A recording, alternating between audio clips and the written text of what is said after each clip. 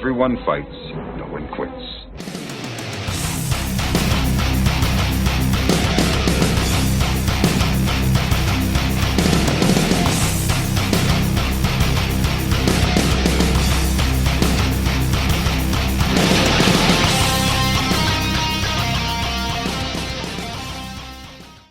Welcome to the WTC Squadcast, your place for a global perspective on competitive 40k and the team tournament meta, as well as the latest updates regarding the World Team Championships. This week on Squadcast, we look back at past ETC and WTC events. We talk about the highs and the lows and the downright silly things that a lot of players get up to at these tournaments.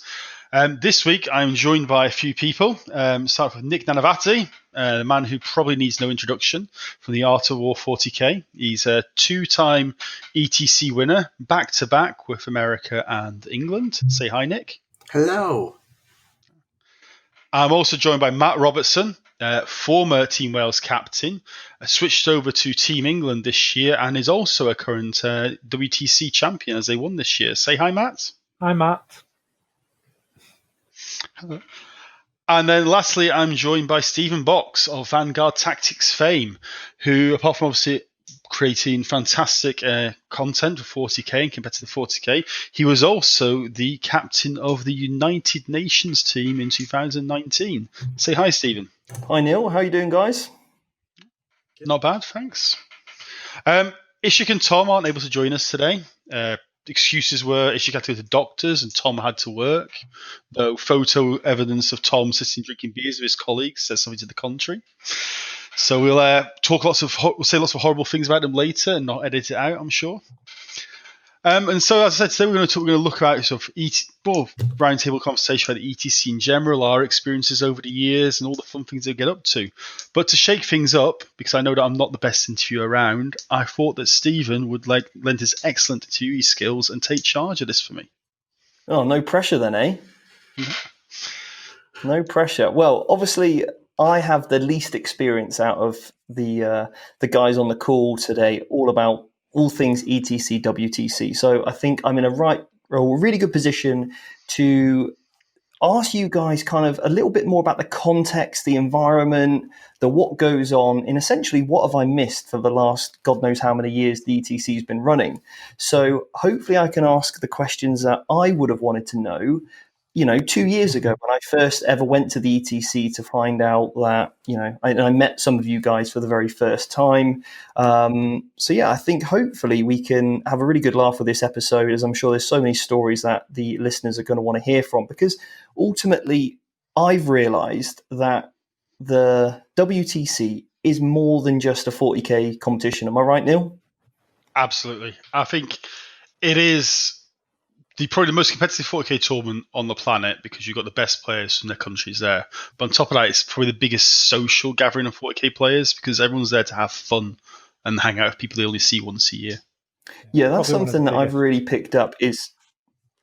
Oh, sorry, Matt, you go on? I was just going to say, it's probably one of the biggest lads' holidays around every year as well.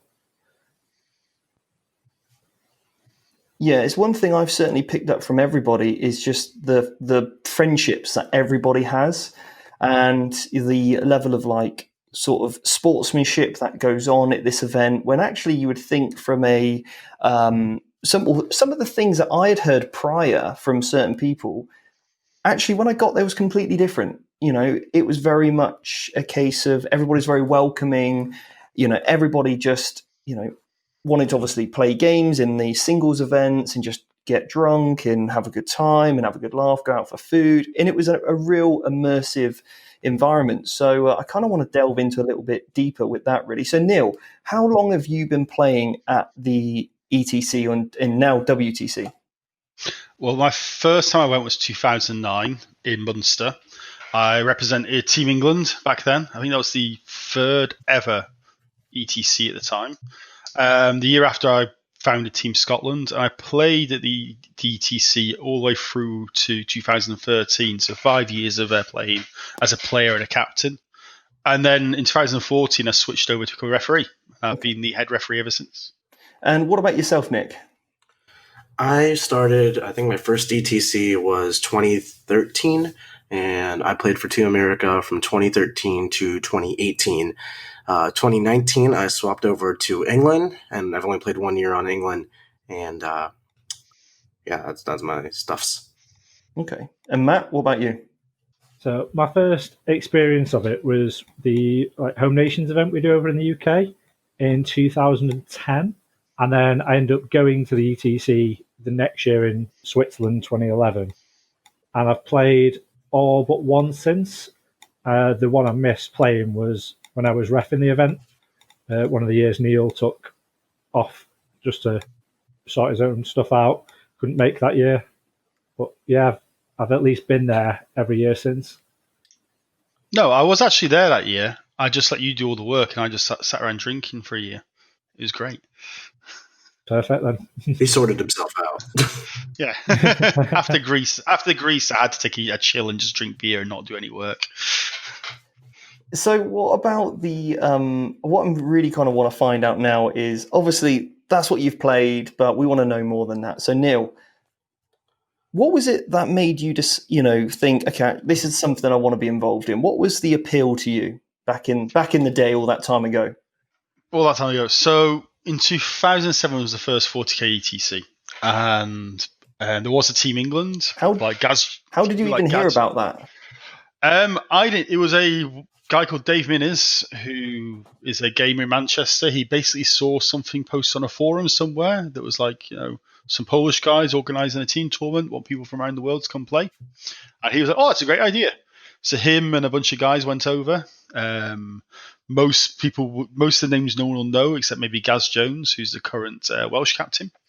They went over for a weekend. They basically drank all weekend. They played some 40k, and they did so badly they came 11th out of 10 teams, because one of the teams went home after day one, and England still performed worse than them.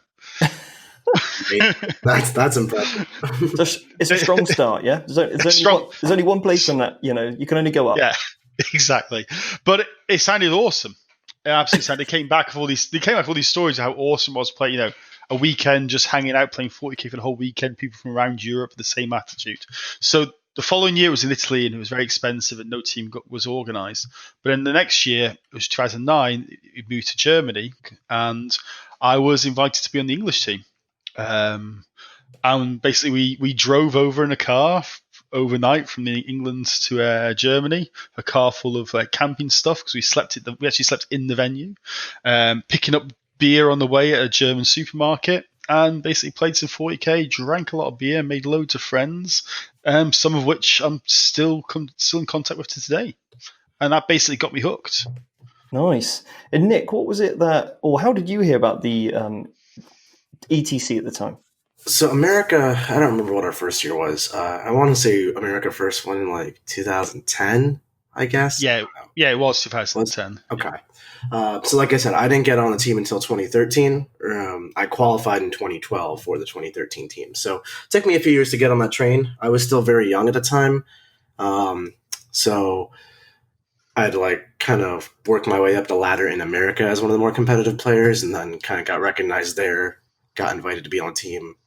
And I made a lot of friends with my team, of course. America is such a huge country. Not everyone always knows each other, especially back then before the internet really took off in the 40K scene. So I met a lot of the teammates for the first time at a team practice, for example. And then we kind of hit it off. We're friends, all just hanging out, drinking, that kind of thing. Then headed over to Europe. And a lot like Neil, for me, I was fresh off the boat, 18, and first time leaving the country without my parents. And I was like, there's no rules here. So I did a whole bunch of dumb stuff, drank a lot of beer, and just had a blast, made tons of friends. That's really what keeps me coming back to ETC. I think I had such a fun time that very first year and made so many friends who I would like to see again. And if I really don't go back to this tournament, I'd either have to set up a separate trip to see one or two of them, or I go to this one tournament every year where they all congregate and I get to hit 100 birds with one stone, for example. So that's what keeps bringing me back, is the connections I made. Nice. So what you're saying then, Nick, is that you're an efficient socializer, yeah? Exactly. That's really what I pride myself in, efficient socializing. No, I love it, mate. There's no point, trying to spend different weekends with different people. Just go, look, I'll see you all in 1 week. We'll get it done, and then that's it, right? So and it's more fun that way. I love seeing my friends, but if it's two of my friends together, all right, we'll have some beers, catch up. now what? If it's 100 of my friends together, it's like, all right, we're just going to party. Let's do it. Yeah, nice. And what about you, Matt? How did you, or what was it that kind of, I think, or number one, how did you hear about the England team or the Welsh team at the time? Obviously, that was what you originally started playing for. And then what was it that made you think, actually, that's something that I want to get involved in? Well, a group of my mates at the time when I was kind of like 13, 14, were a few years older, already going to like events all around the country and such. And one of the guys, Andy, was on the England team for the Eight Nations, which was in Cardiff. I think the very first one we did over here. And I just thought, you know what, I'm going to come down with you, have a weekend holiday, great. And just kind of reached out to the Welsh guys, because I've got Welsh grandparents, and just said, look, I'm coming down. Do you happen to need a player? And the answer was yes. So I kind of got into it there. So it was only, I think, 16, 17 at the time. So couldn't make the ETC itself that year, but ended up going over to Switzerland the next year. And that was such a blast. I think one of the first kind of like lads' holidays away at that age. And then one of the guys on the team there, he had a house in Geneva. So we kind of got all the Welsh team, all the Irish, just had a big barbecue, a big party there. And then in Switzerland as well, a lot of the English-speaking teams hired a hostel, probably about 10 metres from Lake Geneva. And so that was such a great social aspect to it, because everyone was just sat there every night. You'd had teams coming from other places to there anyway, just because there was such a big group of us. Like the police would come by every now and again, but we weren't causing any trouble, so they didn't really care. And I'm sure Neil's got loads of memories of resting the beer in the lake to keep it cool, swimming at 2 o'clock in the morning. If you have memories, you didn't do it right. No, I definitely remember me and Stu Robertson cracking open a bottle of cheap champagne on the Sunday night at 2 a.m. in the middle of the lake and just drinking under the starlight like the romantics we are. Aww. So, guys, if you want to have a very romantic night, then you, of course, also can come to the WTC. It's basically what we're saying, Neil, yeah? Absolutely. I will wine and dine you. Candlelit dinners with me and Nick all the way. No, that's wicked, guys. And no, I must admit, I felt that same sort of, just everybody wanting to socialise. We're having a house party. Do you want to come over? We've got a pool. And it was people from, countries I'd, potentially never even heard of, never even visited before. And it's fantastic just to get so welcomed, really. And I think that was, you really bond over that. I think the game itself, the team you're up against. I can remember last year when I was captain of the UN team, we were up against Greece, and we also same with Canada as well. And we really bonded over that game. You got the pairings, which is a really interesting interaction as well, which I'm sure you guys will talk about. But although obviously it is a competition and you're there to play to win, you really do, I think, bond in some of those moments, which is absolutely brilliant. And it does bring people together, which is, I think, why we all like this hobby so much. Okay, nice. So I've got a bit of a list here of things that I don't even know about because I'm too young to know about, but that's not true, as I've just realised I found out that I'm older than Nick and Matt on this show. But I'm too young in terms of my WTC experience. So, Neil, apparently you tabled a Grey Knight army with just an Emperor as champion. Tell me about that. Yeah, so in Poland in 2012, I went up against, back then, he was 5th edition. Matt and Nick will correct me if I'm wrong. Yeah, 6th was out, but we played 5th because of the time frame. Yeah, so it was back then, the Paladin Star was a thing. You had this big unit of 10 Paladins, of Drago and all these characters. It was about 1,500 points for your army, and it was just nigh and unkillable. And I was facing it with my Black Templars. I'm looking at it going, how do I deal with this? And I have this madcap idea that I could like Hail Mary, one shot, and it might work. I might kill the whole unit in one turn. So basically, I I drove forward with a tank, jumped out the Emperor's Champion and charged him solo into this 1500 point Death Star. My opponent is like literally looking at me going like, is this guy on crack? Like, what's he doing?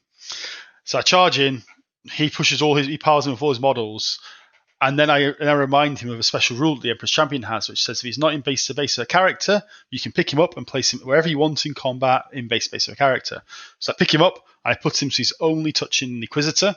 I strike first, I kill the Inquisitor. He can't hit me back because that's how it worked back then. And he then had to make a morale test, and he failed, and he ran off the board because it was turn 1 and he'd only just deployed. So he basically ran straight off the board, and I won the game. And this is like a Leadership 9 test, right? Or Leadership 10?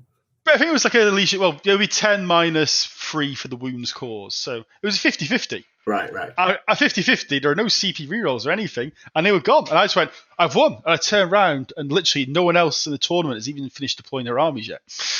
Yeah, I remember you walking over, Neil, and being like, "Oh, how's your game going?" You're like, "Oh, I'm done." I'm like, "What? Like, what's going? Are we really slow or something?" I mean, the best thing was that in the next game I played Romania, and I got matched against their Paladin army, and the guy basically said to me at the start of the game, he goes, "Look, there's a big hill in my corner. I'm going to put my entire army behind this hill and never move away." And he tells me this. I go, "But why? You'll lose like 16-4 if you do that." He goes, "Yeah, but better than getting tabled by you." So now you just strike fear in the hearts of everybody at the WTC. And then he retired for 40k. That was it. It was a bold move, and it paid off. Neil retires. Neil passed out before that. Yeah, I did. I had heat stroke. Yeah, the year in Poland was kind of like a school football field, like AstroTurf. And it was probably high 30s Celsius, Nick. And then we were in like a very dark tent with a couple of fans at the side of each row, which would blow the polystyrene terrain into the middle of the board if it was at the edge. I remember I was not there for this ETC, but I heard that in Poland one year, I think it was, Team America, and I'm sure many other teams as well, were picking their tables not based on what was good for the game at all, but just based on where the fans were. And then one year in Spain, this was what I was here for, we were playing like an industrial building that had no AC, and there's like hundreds of gamers, and the every now and then there was just like glass in the ceiling instead of like ceiling, so the sun was beaming down through certain points in the building, and if you just got a table where the sun just happened to be beaming on you, you'd melt and die. So same thing, you're picking your tables based on where the sun is hitting you. Yeah, I remember in Germany one year we played in this ice hockey rink, and one end of the ice hockey rink was basically windows, and the sun's beating through there as well. So I was playing against a French guy, and we both just looked at each other and said, "Should we move the table?" So we picked the table up, walked outside the building, and round the side to find some shade. We played outside on the street. It was cooler. I remember that happening in Switzerland as well, but I can't remember if it was during the main event or during the singles, because it was right on the doorstep of Lake Geneva. I think it was the Danish Fantasy were taking the tables outside and playing on the lakefront, but they were playing Strip Hammer from memory. Yeah. I mean, that is the best way to play Warhammer, my opinion. No, honestly, these are, it's I think so much richer than we could ever give it credit for, these events. And I think my perception was it is just a Warhammer event, but I think if you guys sort of concluded it is, you guys that's really the biggest thing. It's like Nova is a really cool immersive Warhammer tournament. LVO is a really cool immersive Warhammer tournament. LGT is a really cool immersive Warhammer tournament. ETC, now WTC, is something else. It's like a step above that as far as the immersiveness goes. Everyone there is super like-minded because it's kind of exclusive to a degree where anyone can go, but generally speaking, most people who are going are because they want to go because they want the experience. So it's people who really want to go, or people who are also of very high caliber players, of course. And the level, because the same people have been going for so long, it just feels like everyone's kind of a giant family. And if you're new to there, you just get wrapped up in the giant family instantaneously. There's no exclusivity to it. It's just you're part of it. Yeah, no, I definitely can appreciate that. So what I want to know from you guys is, what do you think is the most exciting part of the WTC? Is it the selection process? Is it the lead up when you know you're in the team and you've got, you're trying to work out what your list is going to be in regards to what faction you're playing, or is it looking at the pairings in the matrices before? I don't mean the matrix in terms of numbers scrolling down. I mean the pairing matrix that all the teams do, so that they know before they get into the pairings they have an idea of matchups. Or is it the event themselves? Where is the adrenaline? And I'll pose that to Matt.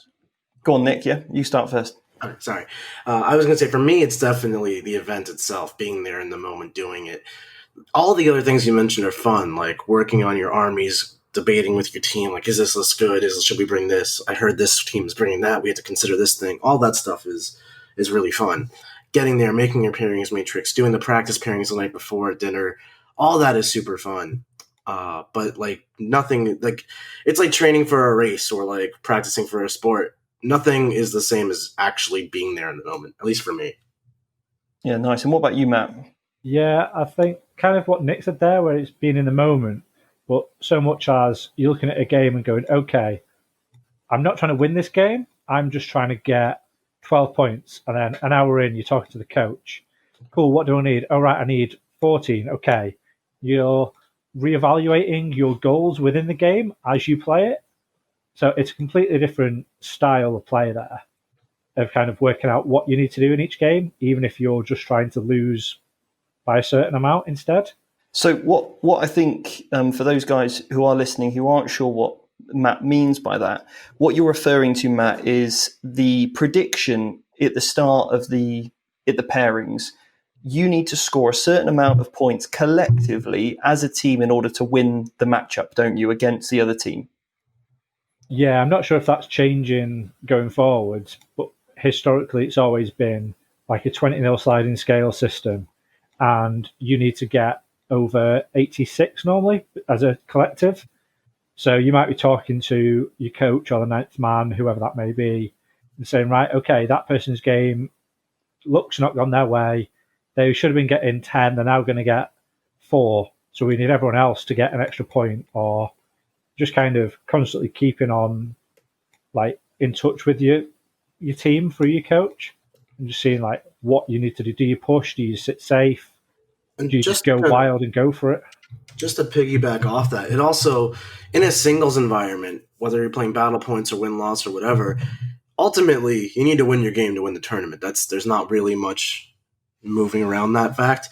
So whether or not you go for the big Hail Mary, I'm going to win turn one kind of plays, or whether or not you play a long sort of consistent game, that's a decision you have to make, and you have to make it yourself in the moment. Like, how big do I need to win this game? What are the odds of me winning turn one versus me winning a long, protracted game? Whereas, like, that's a decision your team has to make for you here through the conversation. So you're talking to your coach, you're talking to your captain, be like, all right, how did pairings go? I have 2 different ways I could play this. I could go for, turn one, everything's on the line, and I just hit him really hard. But if he seizes, that's it. Especially now with, know if you're going first or second. Should I just play for the 50-50? One of us will get 20-0, or should I play for like the 10-10 if we just both hide behind our walls? So that kind of discussion is so empirical for your imperative is what I meant to say, for your success. And that's just, it's not really a thing you have to consider in singles environments as much. I think what it brings out is a real nice mindset in terms of the gameplay, because you're not just going to be like, oh, well, I've lost, so yeah, mate, I'm off, I'm going to go get a beer, or yeah, do whatever you want, I'm off, sort of thing. There's not that sort of level of saltiness, because it's a case of, and obviously that, can happen sometimes, but you are fighting for every point. I can remember when I said to some of my guys on my team, or look, I'm sorry, but I'm going to throw you under the bus in this round. You just need to take it on the chin, but bring back anything you can points-wise. And they would come back ecstatic. They brought 4 points back when they were predicted a 0, and they, played their absolute heart out at the table for all 6 turns just to bring back 4 points. And that's brilliant. It's not a case of, oh, well, I've lost, so what's the point? You're fighting for your team, you're playing for your team, and also you're playing so your opponent, because you hopefully have that mutual respect that you are playing at the top event in the world, and you want to respect that your opponent is a top player of the world, and you want to give them a good game. You want them to go home thinking that they were challenged enough in the right way, which I think is a fantastic ethos. Would you agree with that, Neil?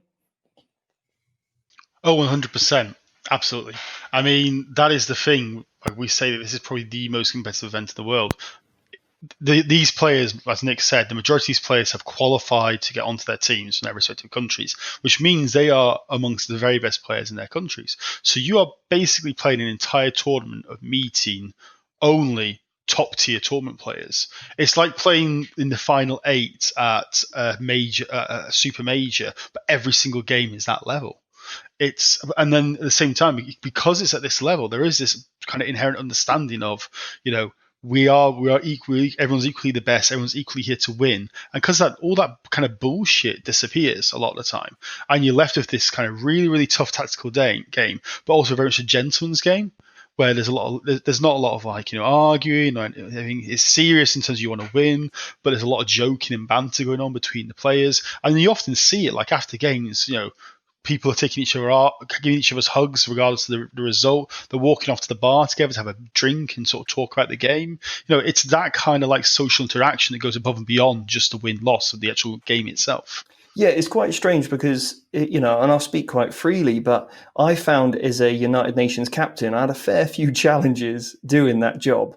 And I actually found prior to actually going, it more challenging and gave me a slightly more twisted view on what it actually was compared to when I actually got to the event. It was like everybody in the sort of chat group was very competitive, right? We're planning, we're prepping, we know, blah, blah, blah, blah. Actually, when you get to the event, it's not like that at all.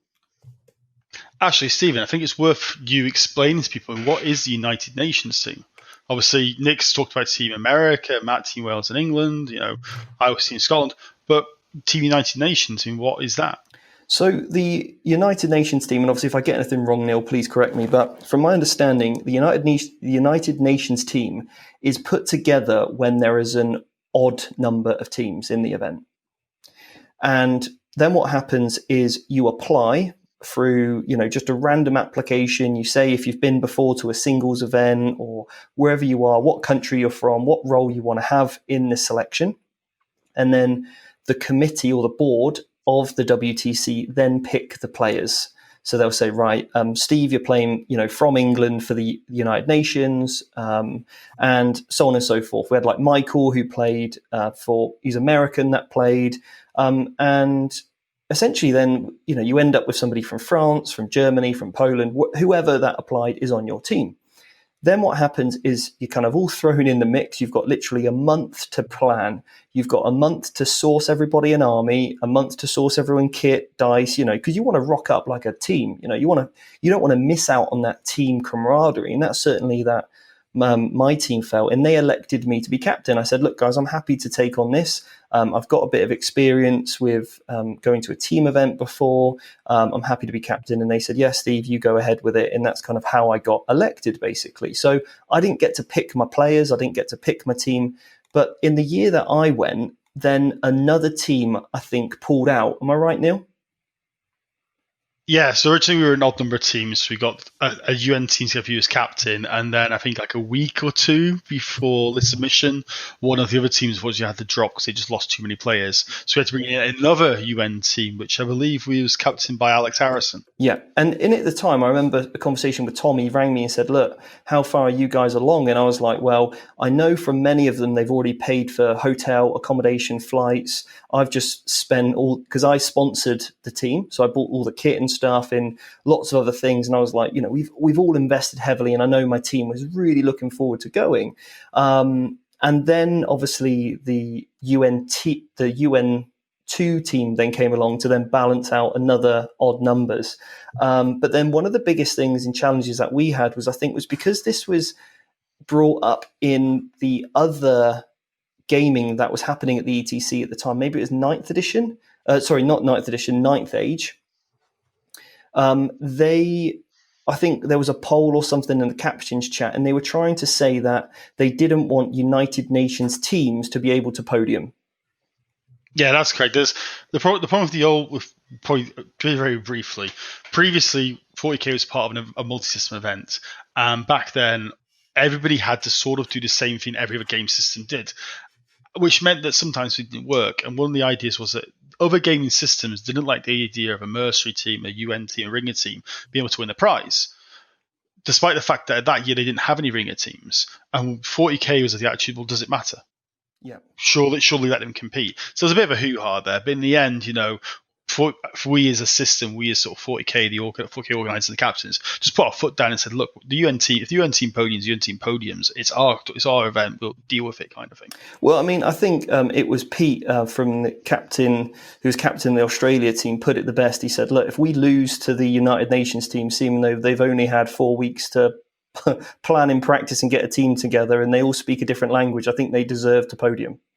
Yeah, 100%. So, and I think that really summed up the level of like sportsmanship and ownership of people's own ability. So, but yeah, I think it was a challenge to get that team together. But I tell you what, it was one of the most rewarding experiences to date in my 40k career. I'm in a chat group with all those guys.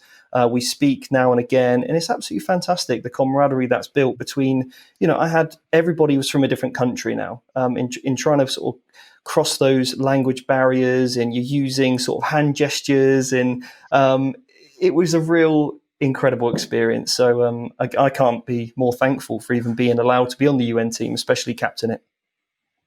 And that's a good segue. I mean, sort of the hand gestures just reminded me of one of my favourite games at ETC. I played this Spanish guy who couldn't speak a word of English whatsoever, and I can't speak Spanish. We got through the entire game with just hand gestures, and it was like sort of very graphic, very stupid hand gestures. He's gesturing to me what Gazgul's going to do to my demon prince and all this kind of stuff. And we were killing ourselves laughing. We were bent over, struggling to breathe because we were laughing so hard. And by the end of the game, we had a crowd around us, just laughing away. It was just such a great game. I don't remember. I think he won. I'm pretty sure he won the game. It doesn't matter. Just that kind of like banter you can have with people that you have like no connection with apart from 40k, even if there's no language there. You can still do it. I think it's absolutely amazing. You played a game of charade, were you? Yeah. Yeah, well, this was back when Gazgul covered 2-up invul saves, so you pretty much did, do in my demon prince in horrible ways. I want the graphic hand motions. Yeah, you can imagine those hand motions. I'm pretty sure, Nick. Everybody looked around and probably thought you were playing LARP or something, like the roleplay version. Oh, brilliant. So how are you guys? What's your favourite? Just have to put that question out. What's your favourite memory? Your favourite opponent? Is there a game that really sticks out in your mind? Oh, this is so hard. I don't know. There's so many like amazing games I've had that, and also my memory is crap, so that doesn't help. Fair enough. How are you, Matt? I think I don't want to discredit anyone because I've had so many amazing games over the years, but there's like a couple that like stick out in my mind. So one of them was in Poland playing Matthias from the Swiss team, and he had obliterators and land raiders with las cannons everywhere. I had like a assault mech blood angels, and it was kind of like, okay, team, what do we need me to do? And they're like, just get some points. I'm like, do I push? Do I play safe? Like, just get points. So I played a pretty cowardly game, hid a bit, not too much happened, and in about 45 minutes, we were done, and I think it ended up 11-9 or 10-10, something like that. I was like, cool, sweet, we got some scores. So we went and had a couple of beers, came back, played the game again, and this time I went, okay, I'm going to play it like I want my army to play, and just went aggressive, got stuck in, and I won that one 20-0. But it was kind of I didn't want to push and risk without knowing what was going on, so I was like, okay, I'll keep it safe.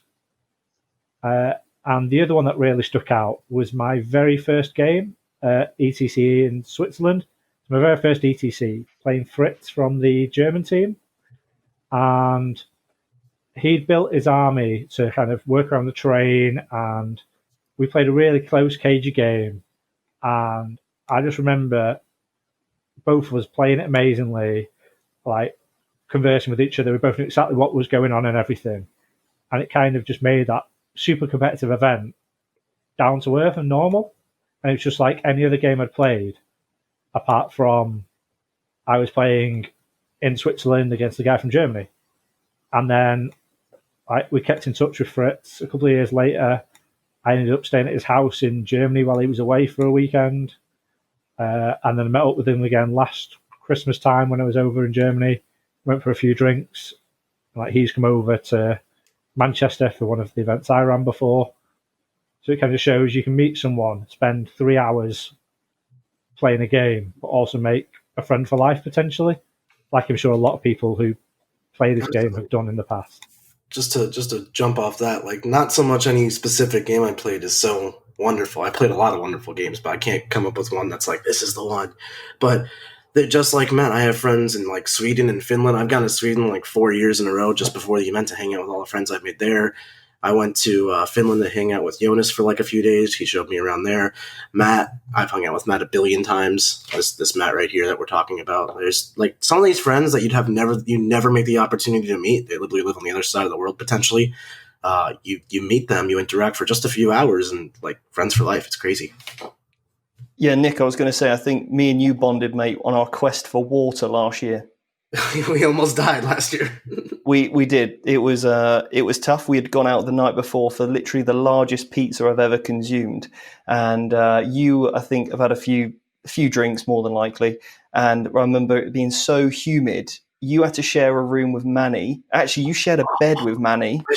I shared a couch with Manny. Oh my god, the couch is like big enough for one person. Manny is like 3 people, and there's 2 of us. Manny gives no craps. He slept in his boxers, and he's a big brown man, and like he's also a very selfish bed hog. I'm not gonna lie. Just rolled on top of me, spooned me, rolled back around. It was one of the worst night's sleep I've ever gotten. In the snoring.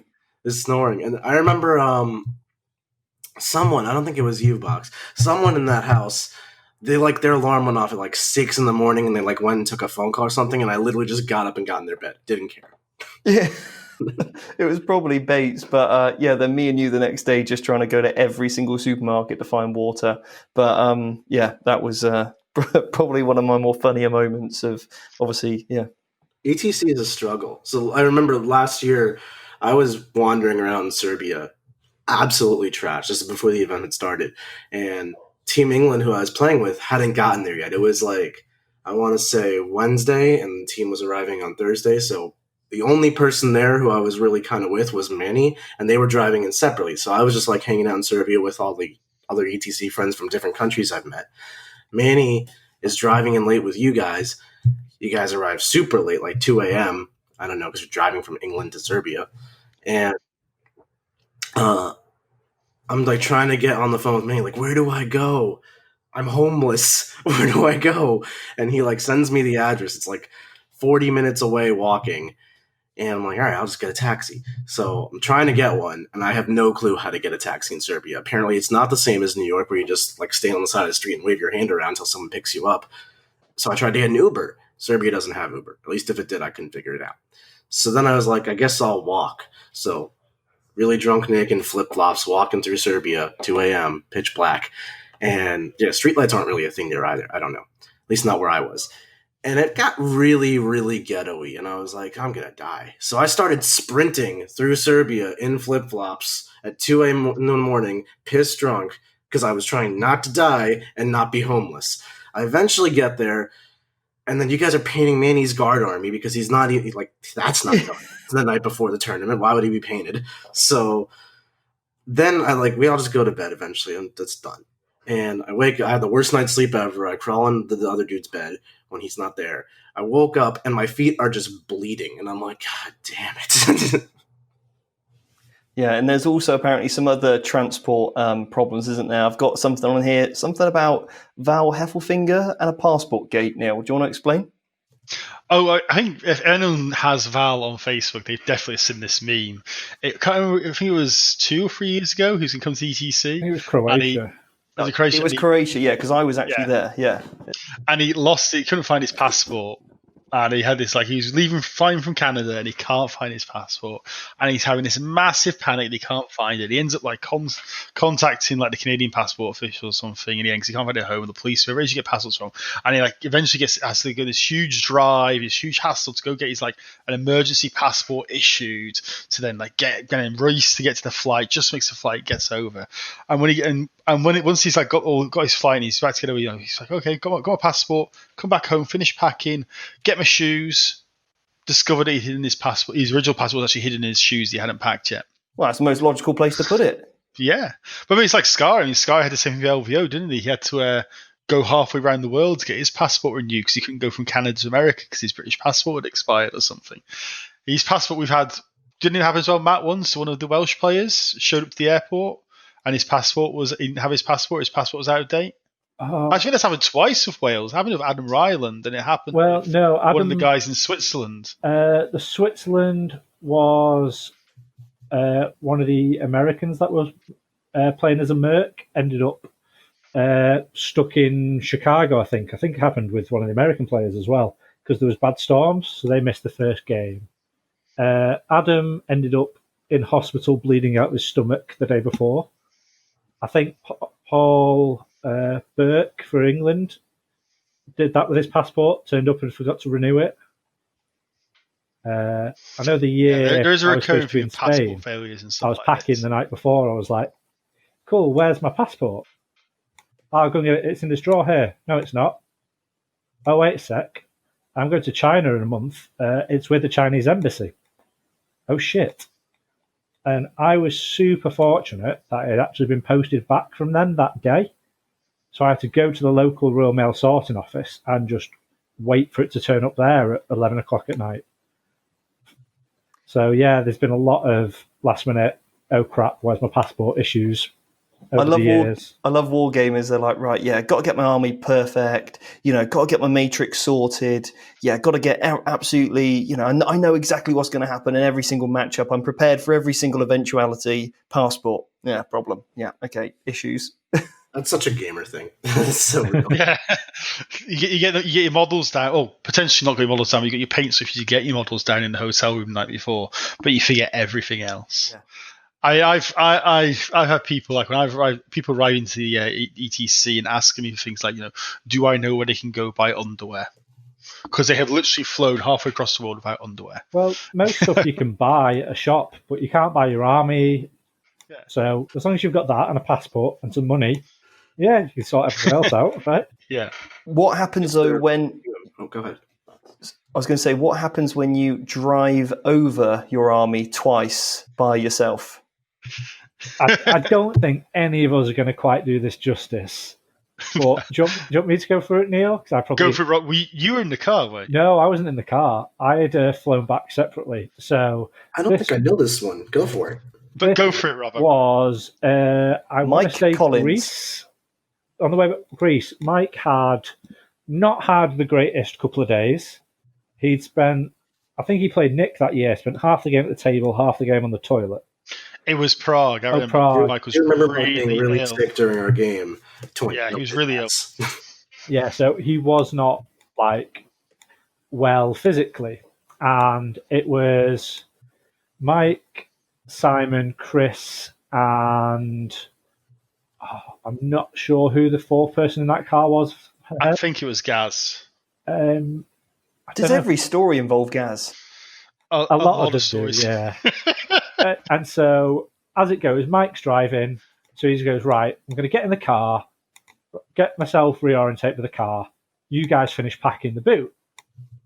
So everyone gets in the car. Right, everything in? Yeah, everything ready to go. Cool.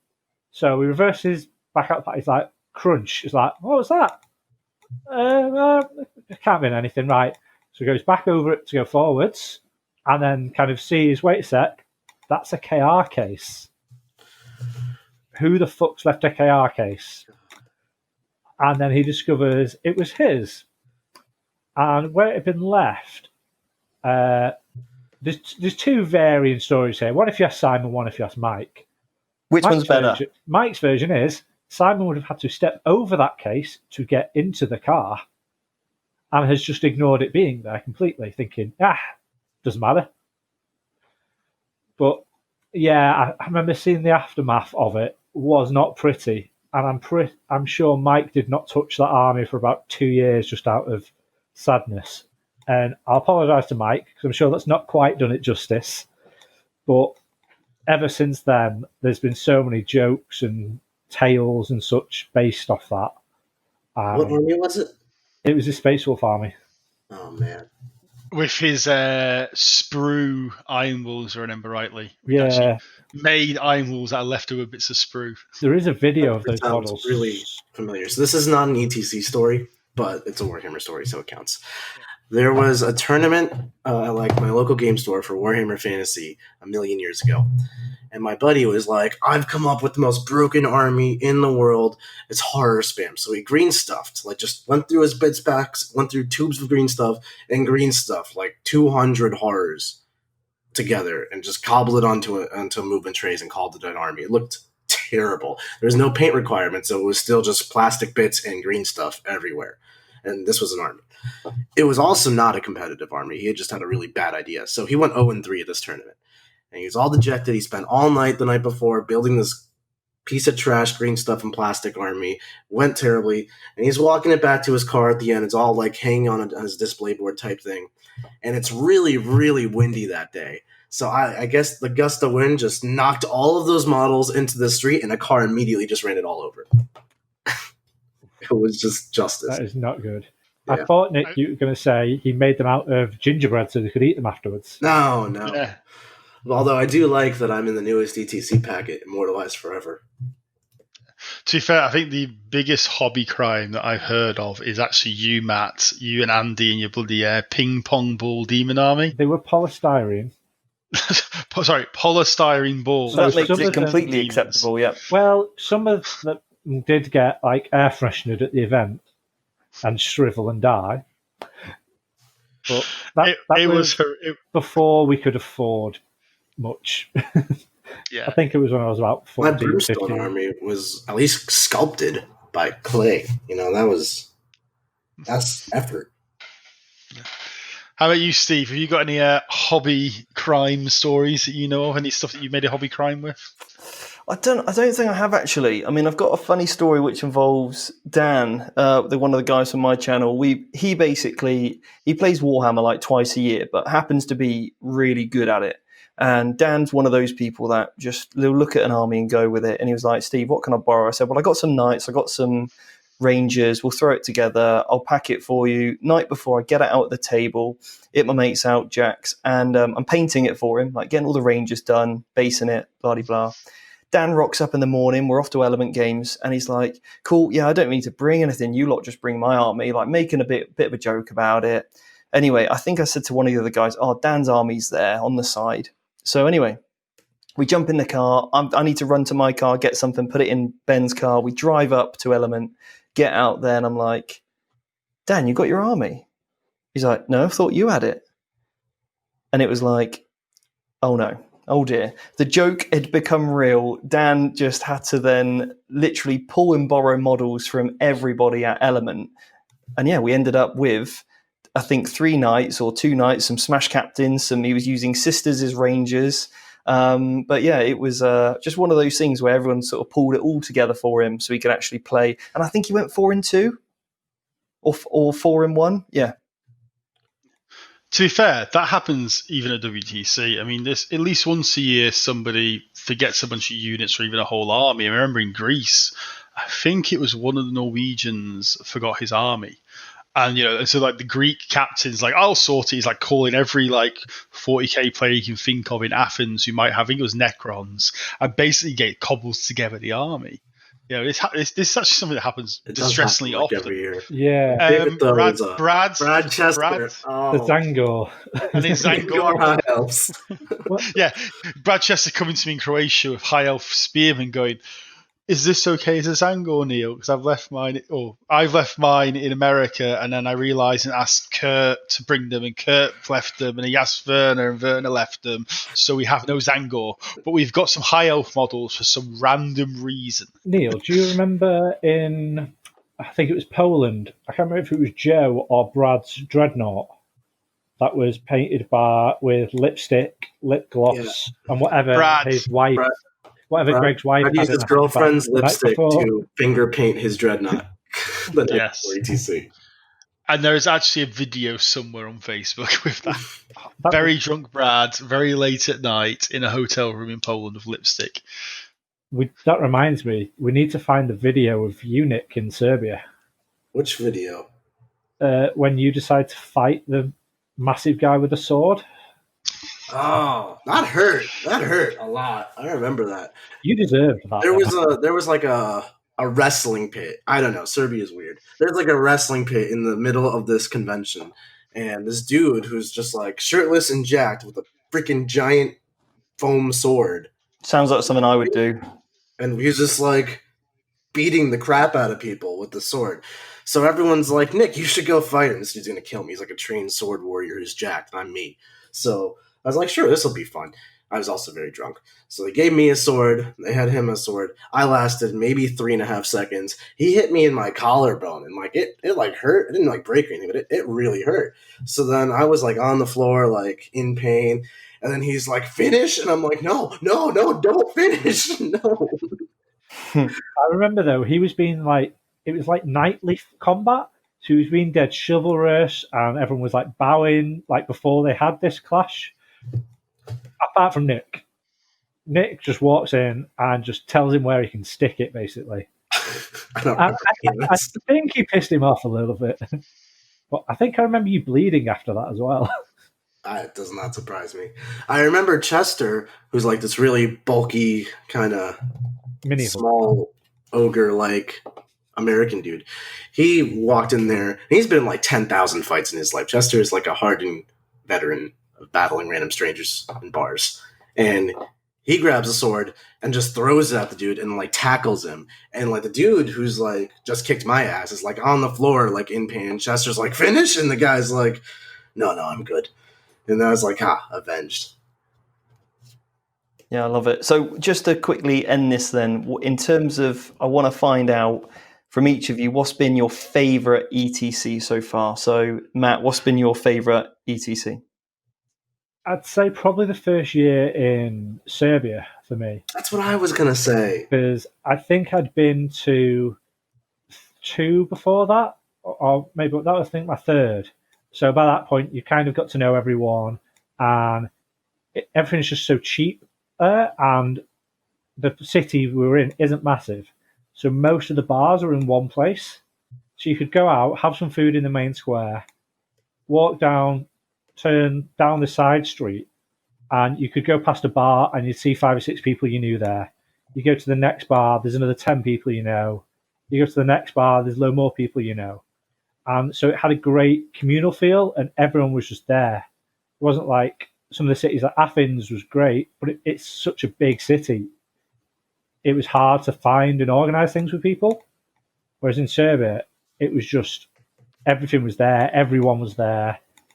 It was cheap food, cheap drink, and it was good food and drink. Yeah. And it was just a great place to be. I think 3 times been there now, and yeah, it's a fantastic place. Yeah. For me, it's the same year. That was my very first ETC.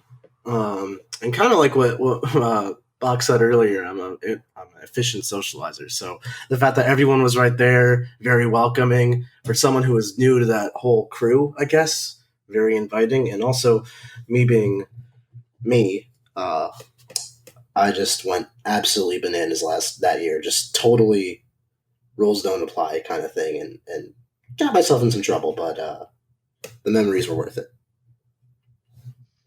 Yeah, for me, it's Switzerland. Like Matt said, Switzerland was bonkers expensive. It was like 15 euros for a Big Mac or something stupid like that. So I found a youth hostel in the town. I basically block booked it for all the home nations, so Ireland, Northern Ireland, England, Wales, Scotland, the Swedes as well. They wanted in, so I got it booked for everybody there. And we just sort of spent every evening Or every morning by the lake, having breakfast by the lake and taking a morning swim if we're going to the venue, and every evening hanging out by the lake all night long, drinking beers, and having like lots of other teams like the Americans that kept coming down every night, just hanging out with us. It was just such a great social experience because Switzerland was so expensive, people couldn't afford to go to the bars, so everybody just sort of stocked up on alcohol from the supermarket and just congregated by this lakeside every single evening, and it was just fantastic. Yeah, I think my favorite experience. Well, I've got a love-hate relationship with last year's one. There were some incredible things about it, but also some very, I would say, painful memories. And one of those was not having sleep for 5 days. Obviously, I went in the car with Manny, Dan, and Adam. Manny had booked us in the dodgiest of hotels in Germany you could ever imagine. It was horrific on the way, so I got no sleep there. Played in the singles, and those boys as a collective snore like, I don't know, the loudest choir church I could ever, it just sounds like ringing bells constantly. And then to the point where the one night I managed to stay at one of my teammates instead, because I thought I can get away from the church bells are ringing, and then we just had that horrific thunderstorm, and I woke up thinking we were being hit by a bomb. So, the lack of sleep was horrific, but everything else was just incredible. The lack of sleep is part of going to ETC. Like, if you want your sound 8 hours of beauty sleep, don't go to this tournament. Don't go, yeah. I mean, I can go without food, but I cannot go without sleep. One great thing you brought up there, like between yourself and Neil, is the hotels every year. Because it's not like you're going to an all-inclusive on a random Spanish island or something. There tends to be cities that are not normally the tourist hotspots. So you're looking every year going, cool, what hotel do we go for? Where are we going to book? And it's always interesting what you end up with. But I remember in Poland, we ended up with one where the elevators, you thought you were going to die. And it was right next to like a public park. So it was big green open space, and I think the last night, one of the guys, James, decided it'd be cool to leave the windows open and the lights on. So we got back at 2-3 in the morning or something, and James and guys go to their room, me and Andy go to ours. Mosquitoes everywhere. We just get a knock on the door. They're like, "Come and look at this," and you walk into the room. You're like, "Okay, what's the matter?" They're like, "Look up," and there's a hornet the size of your thumb in the light switch, and there's kind of like a step in the ceiling where you go into the room, and it kind of steps up to the main section, and that section where it stepped up was just black and moving. It was horrific. And then trying to explain that to Polish hotel staff who speak very little English at 2 a.m. that you want bug spray and a Hoover, and then Gaz starts spraying without realising his suitcase is open underneath all these bugs. It was just a nightmare, and I still don't think Gaz has let James live that one down. But then like 4 of us spent the night in our room because that room was not hospitable to humans. What a lovely note to end on. Yeah. Everyone should come to ETC. Just close your windows. Yeah. Don't leave your windows open in the summer in a hot European country. Get your passport sorted, guys. Don't run over your models, and you might actually survive it. Don't sword fight the Serbians. Don't do that. No. Well, and don't sleep with Manny. If we ever need to write a survival guide, then I think we'll get us 4 back on a survival guide for the ETC. Yeah. Awesome. Well, I think that probably does it for today. Because Steve, you're going to head off now for a lovely weekend, I believe. Yeah, I've got some serious editing to finish off before I close out the weekend. But yeah, no worries. I hope that's a euphemism. Is there any shouts any of you guys want to do before we sign off? Join Art of War. That's 40K stuff. I've got a new battle report launching this week, and going to be every week from now on. So I've got the competitive 40K podcast. Had some great episodes recently. Nick and Matt, and obviously Neil, you're going to have to come on mine at some point in the future. But yeah, absolutely. We're number 5 in the UK now. I've got to get up the rankings. Very exciting. But yeah, if you guys want to check out some Twitch games for some super competitive 40K stuff, check out the art of twitch.tv/AOW40K. If you're a European listener, we do 1 p.m. Eastern time on Sundays. That should be roughly 6, 7 o'clock for you in the European time, so easy enough to do. Then and paint streams at about daily paint streams, 3 p.m. Eastern time. So what is that? Wait. Like 9ish for you? Nick, you do painting now? Every single day. I'm actually good at it now. I need a new comedy show to watch. I'll join. You should. Lip gloss, though, guys. Lipstick, lip gloss. That's the painting tips. Finger paint. Yeah. Matt, any shouts you want to give out? Go watch Vanguard Tactics and Out of War and Glasshammer Gaming. There you go. For myself, if you have just a quick one, if you haven't already noticed or gone onto our Facebook, the WTC Facebook page, we've got the rules pack up now, the sort of first draft.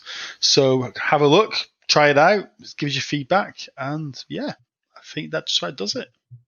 So thanks for coming on, guys. Oh, thank you, Neil. Yeah, cheers for having us. Cool. Take care. Bye, guys. See ya.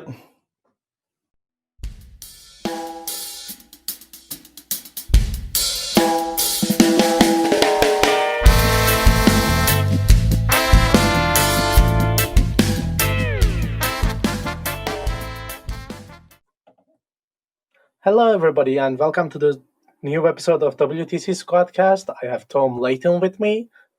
Hey. Say hi. Yeah, sorry. And also Team Wales captain, Gaz Jones. Hello. So we are going to talk about Team Wales and the past WTCs again, but in a different light this time. So could you guys explain yourselves, introduce yourselves for us a bit? Do you want to go first, Tom? Yeah, sure, I'll go first. So my name's Tom. I have been playing at the ETCs/WTCs since 2016, mainly just like lobbing myself out to whichever country will have me and playing whatever faction they would like me to play. So I played Eldar in 2016 for Team Ireland. I played Knights, Blood Angels, and AdMech for Canada in 2018. And then last year I played Orcs for Team Wales and hoping to go again with Wales in 2021. Hooray. So I'm Gaz Jones. I've been at the WTC ETC scene for a little while.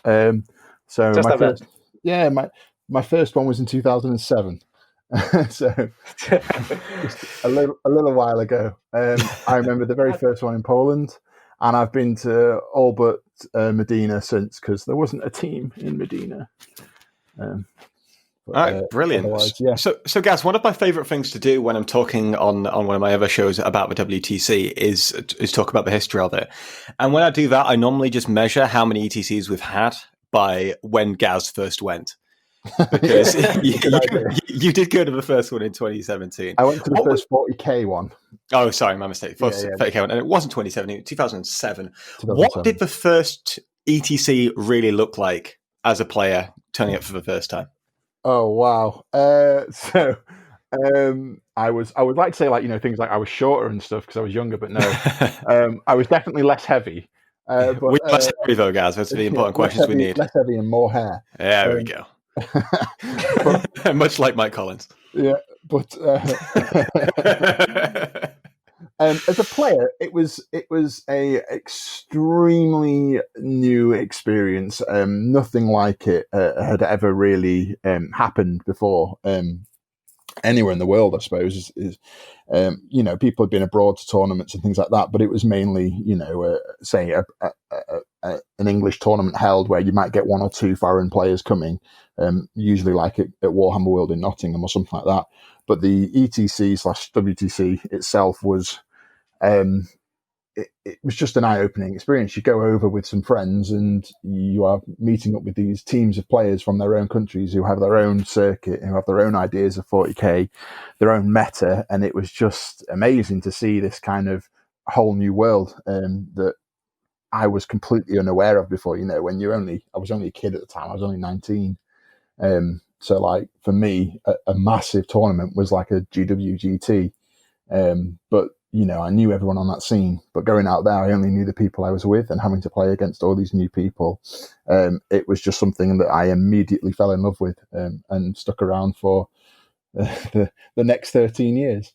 So It was incredible. Yeah, so I mean, obviously, you've very much stuck with it through all the editions of 40k. 2007 would have been fourth edition, and even going through all that time throughout various different stages of the game, it's always been a constant. Yeah. Does that kind of indicate that the event itself transcends the game and the appeal of it, even though it is very much like a top level event? It's effectively the World Championship of 40k. The event is so much more than just 40k. I know.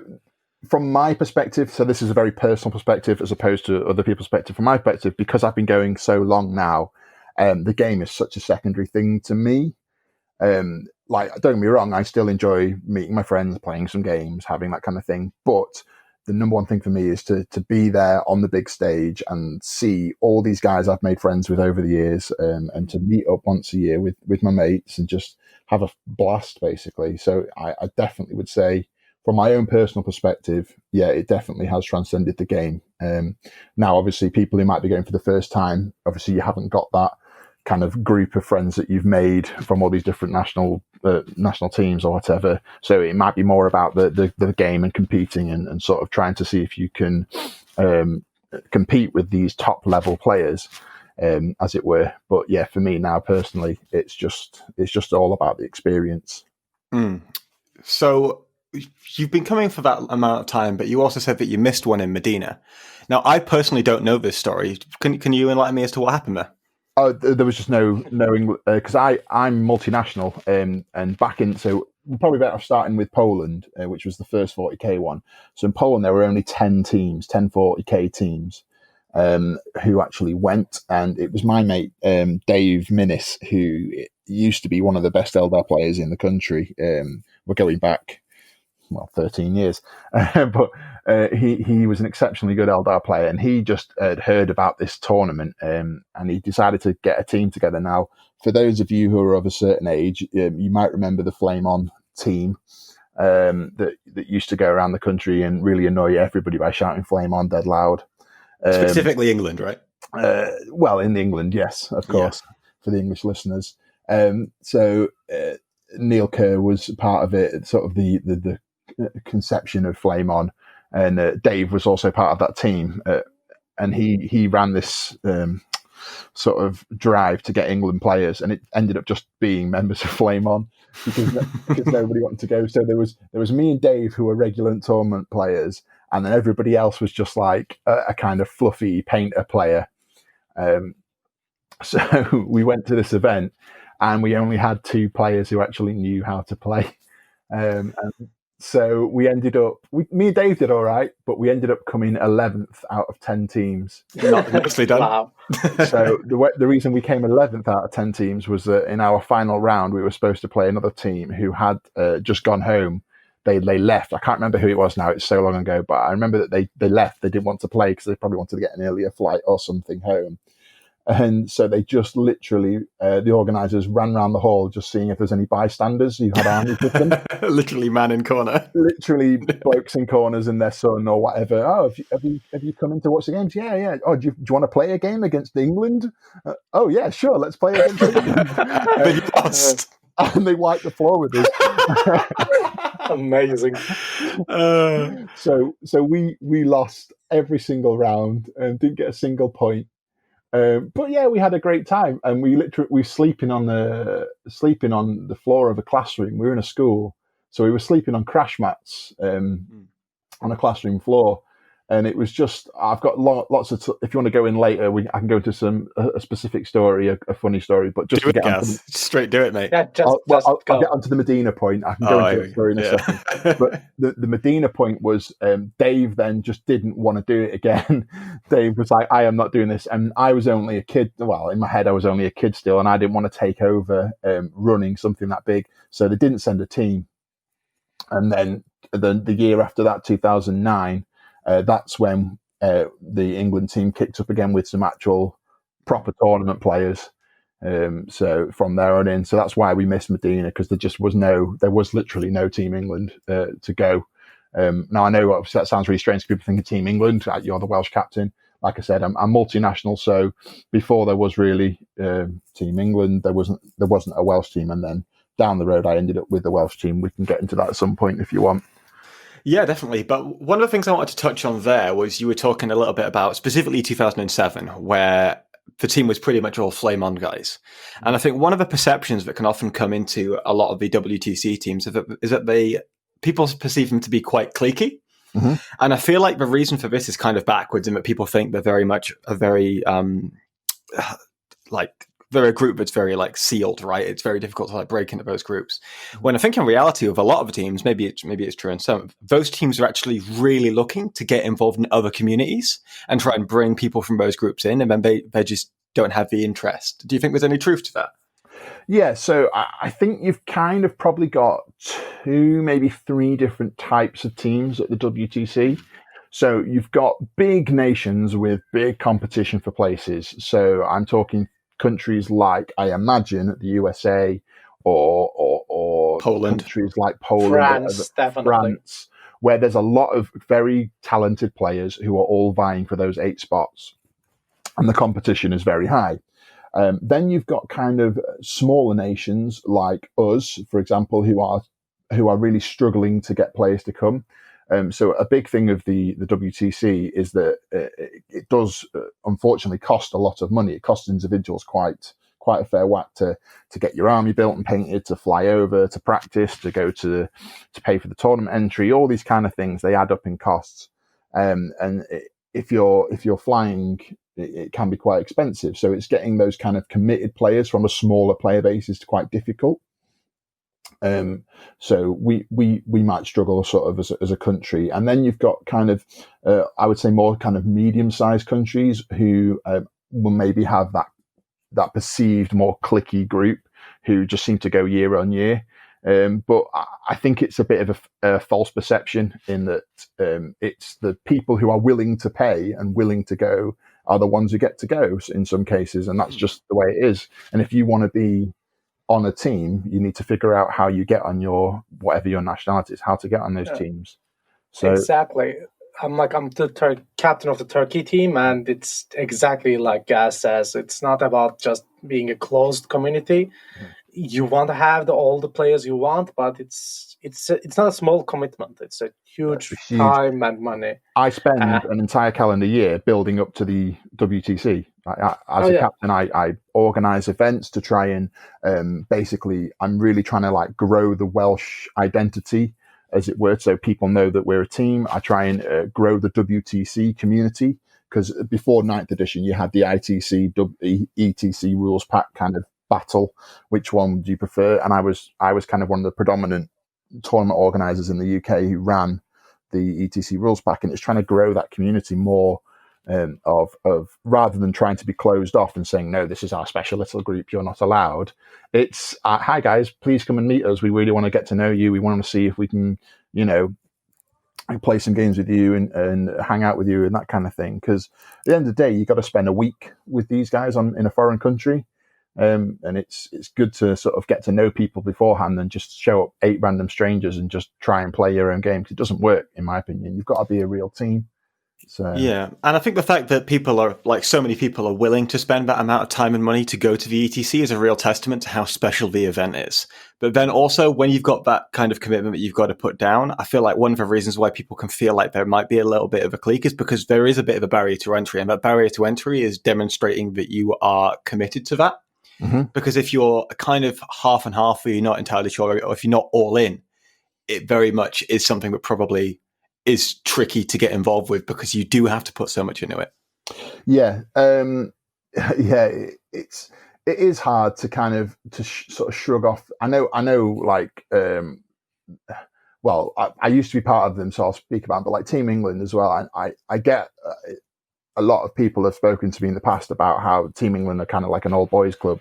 And you do realize they're one of the most kind of like well-represented countries in terms of different people. They've easily had probably over 50 players play for that country over the 13 years of the event. So you think people say, oh, it's the same people. You're like, well, it's the same 2 or 3 perhaps, which are the kind of the regulars, but then they go out and they drag new people in every other year. There are new faces in that team. there's also like the best players are usually best players throughout each year, and if they are really good, they'll keep their spot. And if you want to be competitive, like it might not look great from the outside, but you want to have the best players. And if they are practicing, the best players usually keep being the best players throughout the year. So you just sort of have like a core group of 2 to 3 players that will just persist. Yeah. It's true. Or you end up with countries like us who are just the idiots that keep going for some reason. Because we've got nothing better to do. No, it's we're just dedicated more like financially, I suppose. It is expensive, and it's not trying to like what's the word I'm looking for here? Like say to someone, oh, you can't come because you can't afford it or whatever. It's more just the reality of the situation. You've got to be aware that it is a financial investment, but I've been doing it 13 years. It's 100% worth it. It pays off. It definitely pays off. That's why you keep coming. We can't stop you. Even so, you've been through a lot of editions. You've been through 4th through 9th, right? Well. Yeah. I've played 2nd till 9th. Okay, right, yeah. And the game has, let's say, changed a lot somewhat. And we've already touched on it, but it transcends editions and what have you. Yet you still make the effort to come out there and spend all that money and just hang out with all these friends that you've made. Mm-hmm. Would you ever consider coaching, or would you always just want to go out and play rather than just like sit around? It's funny you should say that. Actually, I've been considering it myself. Probably with the new edition release, to probably think about not playing anymore. But it would be a new experience to me. I'm not sure. It's one of those. I'm not sure what it would be like until I'd experience it. So, but you never know. I've also not been in the position yet to make that decision, because I've usually been needed as a player because we are scraping. We are scraping the barrel. It's how you got on the team, you see. So yeah, I mean, you have to hit the bottom of the barrel when you get to me. You're desperate. That's what I said to Canada. That's what I said to Ireland. That's just tends to be how it happens. So that leads very nicely into my next question, actually. So last year there was a bit of a discussion, specifically around mercs. Mm-hmm. What was your stance on that? Because I know there was a bit of a hoo-ha on the internet, specifically around certain players joining more well-represented teams. Oh, you're gonna hang me out to dry here, are you? Am I? I don't know. What's your specific question? Well, I know there was a little bit. Was there a bit of a discussion around whether or not that should be allowed and whether the Merc rule should be changing, and how does that impact smaller nations? So, the Mercenary Rule. I think the Mercenary Rule is absolutely essential to have the number of countries that we have at the tournament. I know for some, that kind of muddies the waters a little bit, and people see it as they might want to put tags like less prestigious on it or something like that, because it's not actually the countries going. But from my perspective, if you didn't have the odd mercenary here or there for a couple of the nations, you would just immediately lose half the teams. They wouldn't be able to go, because the people who tend to be making these kind of bold statements online usually tend to be coming from a much more well-represented country. So when we had captain's chats or whatever like that, or when we you just pick up the kind of general Facebook internet chatter, you tend to see that people are coming from a more populous nation with much more kind of a much stronger tournament scene. Saying, well, if our team, if we can only take 8 players from our country, why does this country get to take 4 mercenaries from another country? And you're like, because if they didn't, they wouldn't go at all, and that would be one less team going, and then your country would now be the best of 12 teams instead of 40. So it's kind of one of those. I understand both sides of it, but I think from a practical point of view, you need mercs. Having said that, if you are from a country that has high competition for places, lots and lots of people interested, financially committed, and you are picking mercenaries still, then for me, that kind of goes against the ethos of the event. Now, I know it's within the rules, and I've had discussions at length with the people involved in this, so I'm not saying anything that I haven't said to them face to face. But I think it looks bad internationally from people who aren't involved, who aren't immediately there or immediately involved in the situation, just sort of having a glancing look, they see this kind of bigger nation suddenly murking players from other nations, and you're thinking, well, why is that happening? And then the players who are trying to get into that nation, they're also saying, well, why am I even trying? And for me, that kind of hurts your community a little bit, because then you get a community of potential players down the line are then turned off by the fact that you kind of did them dirty in the past. So it does ruin, I think the word I'm looking for is legacy. It kind of ruins your legacy a little bit by doing that. I understand it was like things like this. It was within the rules. It was totally within the rules at the time. But it kind of didn't feel morally correct to be doing those kind of things. Yeah, I get you. And just to clarify for people who are listening at home who aren't like fully a fan of the Mercenary Rule, the Mercenary Rule is essentially you are allowed a certain number of players from another nation to take as part of your team as what we call mercenaries. And that's where you have issues with smaller teams that then have to take those players to fill out their teams. So I just want to quickly get back to your history of ETC, because you started with 4th edition back in 2007. 2008, obviously you missed, so you didn't have the whole switch from 4th to 5th extravaganza that went on there. Then you came back in 2009, and you were still playing for England at the time. Is that correct? Let's go with yes. Fair enough.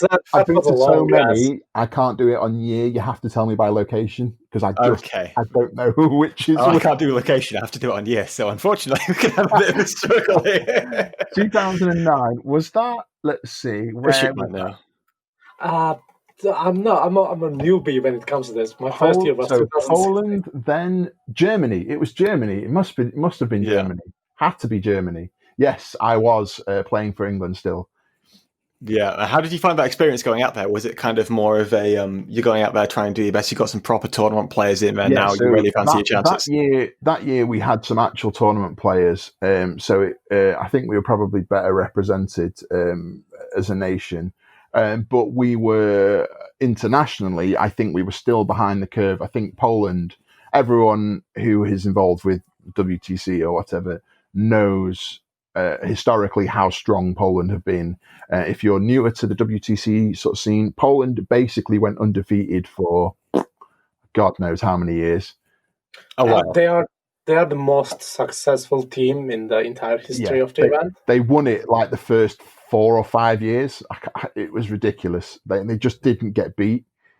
Poland was so strong. Germany was so strong. Sweden was so strong. And I think we were kind of like either the bottom end of the top or the higher end of the middle when we went out there, which isn't like top third aim.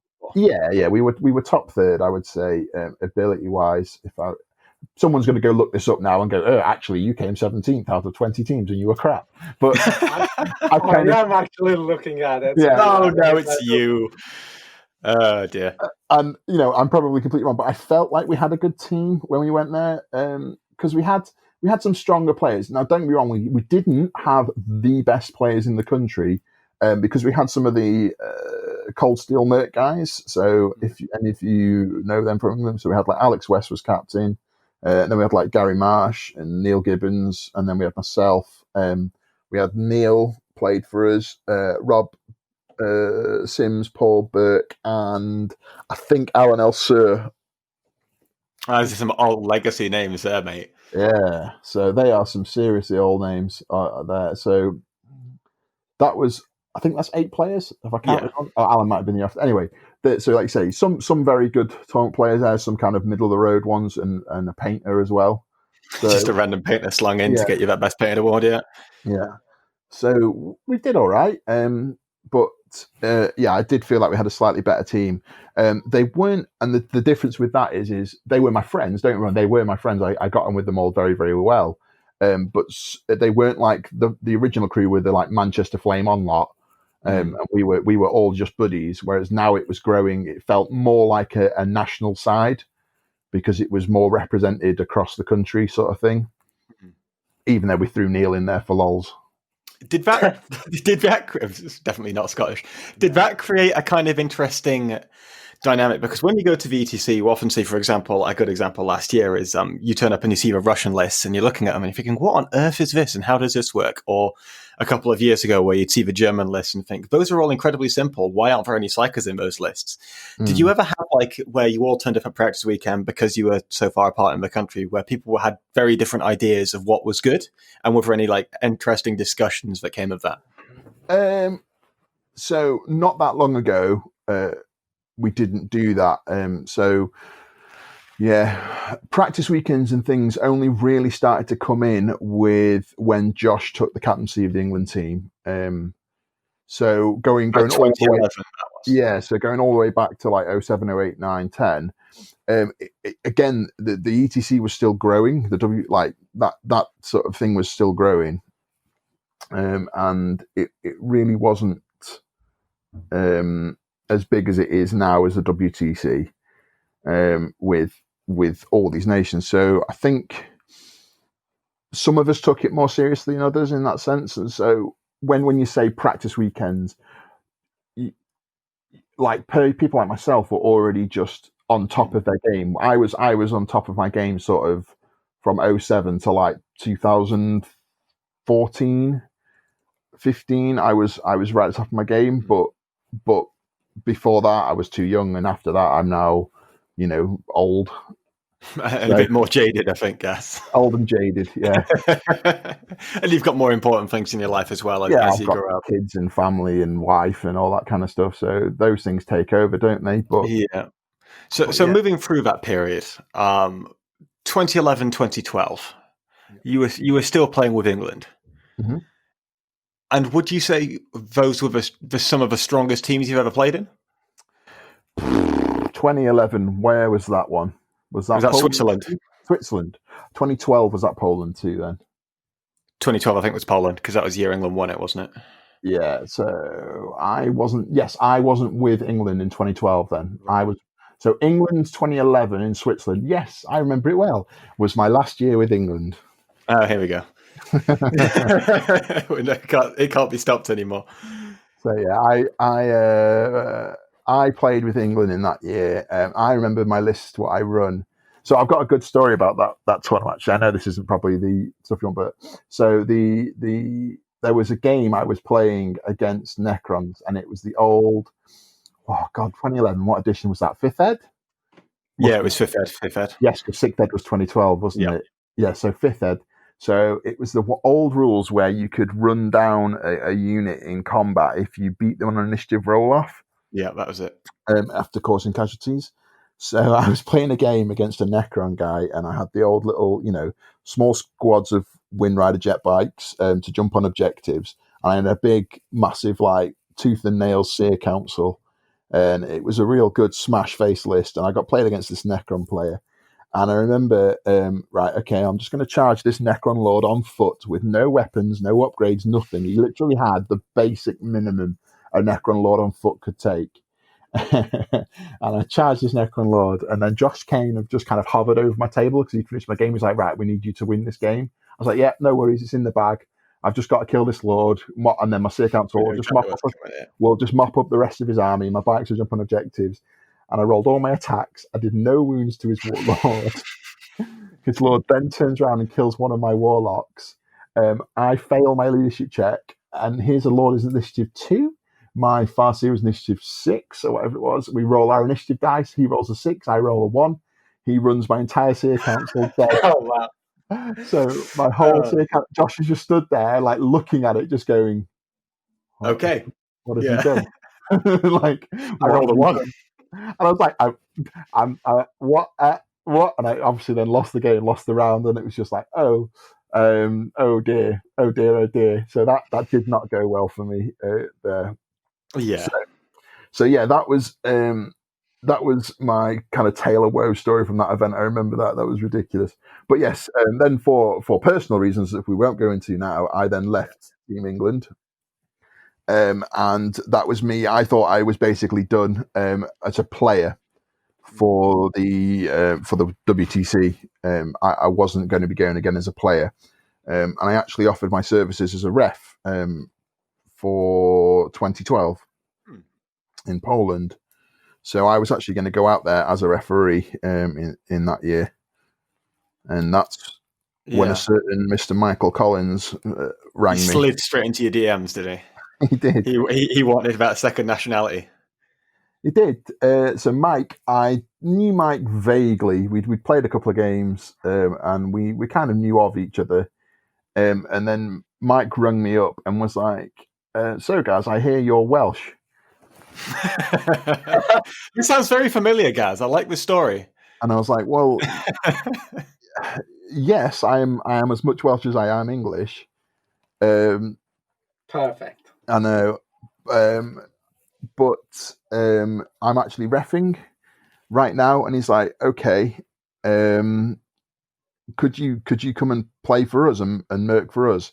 And at the time, I kind of still had it in the back of my head that I might try and go back and play for England in the future, because I thought, I don't know if the personal reasons would go away, if you see what I mean. So if certain players decided they didn't want to play anymore or anything like that, so I was like, I do kind of want to play for England in terms of I feel like it's probably more right that I should stick with the same country. And shouldn't flip-flop between two countries. Well, yeah. But so I went and I said, right, I'll merc. I'll count as a merc for you guys. So I'm not like announcing myself as a Welsh player, as it were. I'll just come play. And Mike was like, okay, that come play for us. That's really good of you. And then he asked me for my list. And I just remember sending him my list and then him ringing me about 5 minutes later, like, "Are you sure? Are you sure this is what you want to play?" And I was like, "Yeah, I'm pretty sure." What did the list look like, Gaz? Was it atypical? It was like no one had seen a list like it, I don't think, at that stage. It was something like Vibro Cannons, Wraithguard, Harlequins on foot. When the standard list was like, Falcons and stuff like that. So I was just like, yeah, this is my list. Don't worry. It's all fine. And he's like, "Are you sure? You sure?" Because I think this list is terrible. And I'm like, "No, it's good. It'll win lots of games. Don't worry." Did it win lots of games, Gaz? Yeah, it did all right, yeah. All right, fair enough. It did all right. All right, okay. Do you remember the edition with the Scarab Farm? I do, yeah. The Tomb Spider. I remember playing John Stowe with that, actually. That was a fun one. I remember playing the Swiss guy in Poland, and they picked to prey on me with the Scarab Farm, and I ended up beating him. And they were like, "How have you won with that list versus That book was brand new, wasn't it? It came out in November 2010, didn't it? That Necron book, was it 2011 or something like that? I can't remember. Either way, it was basically like bubble wrapping Harlequins with Wraithguard, and then jumping the Harlequins out, killing the Scarabs, and then jumping back, and just there you go. Yeah, it was pretty good fun. Works quite well in the pairings, I guess, if you can specifically get it into that kind of a matchup and work around it. I mean, that's one of the interesting things about WTC, right? Yeah, well, so it's my aim at that event was to write a list that could just kind of face anything. Back when 40k allowed you to do that. I posted a list in my Welsh chat earlier today that I am very confident can face anything. And Ishik's already heard about it. I don't think you'll like it, Guess. Is it Space Marines? It might be 300 plus Gretchen again. Oh, Tom. You know I love my Gretchen, man. You know I love it. I'm looking at it now. You can feel the abject horror coming through my microphone. That's perfectly fine. Oh, so you worked for Wales that year. Mm-hmm. And then you never really turned back, did you? When did you finally declare yourself for Wales as your main team? Next year, 2013, I said, look, I had so much. I basically had the most fun, I suppose, in terms of, like, Switzerland was really special. I enjoyed, apart from the bit that went horribly wrong at the end, I really enjoyed just Switzerland as a host country. I loved the venue. I loved hanging out with, you had all the sort of kind of British-speaking nations in Sweden. We're all in one youth hostel. And I just had an absolute blast. But Poland was kind of special because I felt wanted in terms of being, in the past, I felt like, oh, it's your fault we've lost again.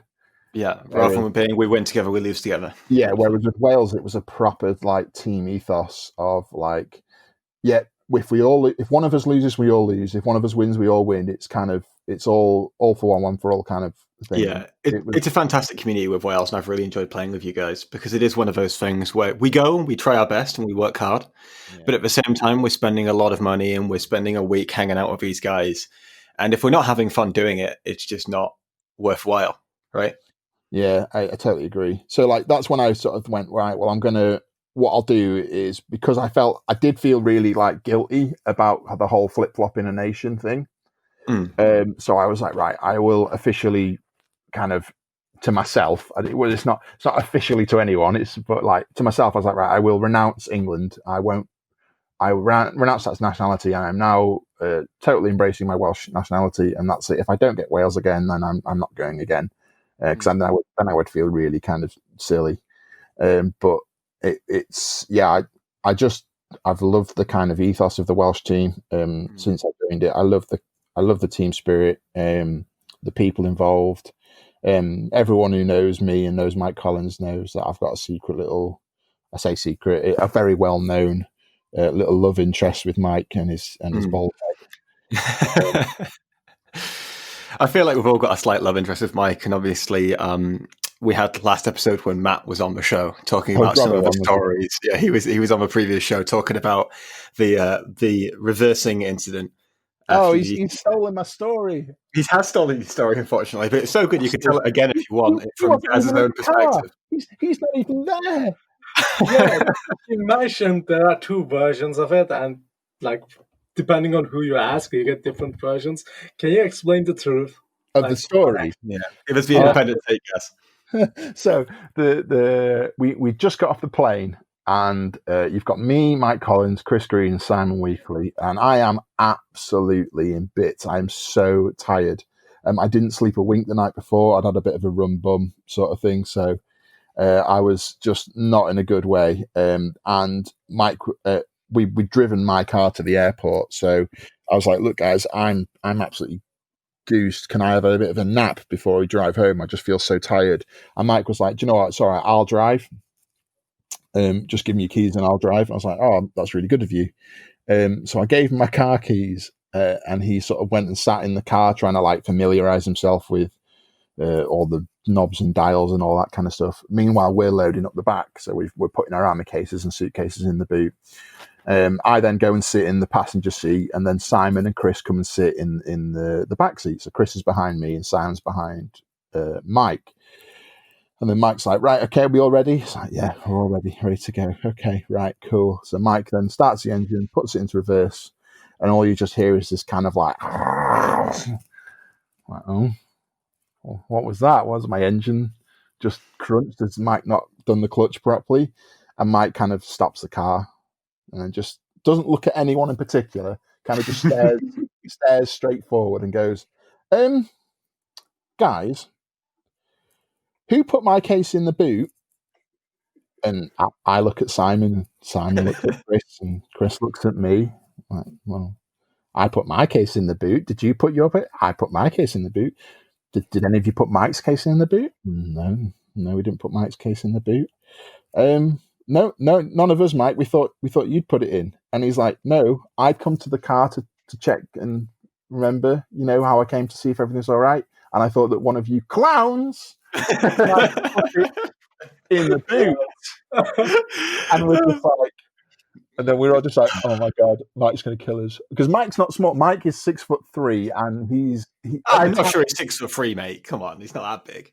No, but compared to Chris and Simon, who are just they're tall, but they're balls of fab, and like Chris is all about that ass, you know what I mean? And he is. Yeah. We kind of like all kind of like sheepishly get out of the car, and we go to the back, and just jammed in the rear right wheel is Mike's army case. And it just looks like an absolute mess, and we're like, "Oh shit, that's not." And we pull it out, we put it in the boot, and we all get back in the car, and nobody says a word for about 15 minutes. Mike is just driving, and you can just see the smoke, and he's seething, and it's just like, "Okay, let's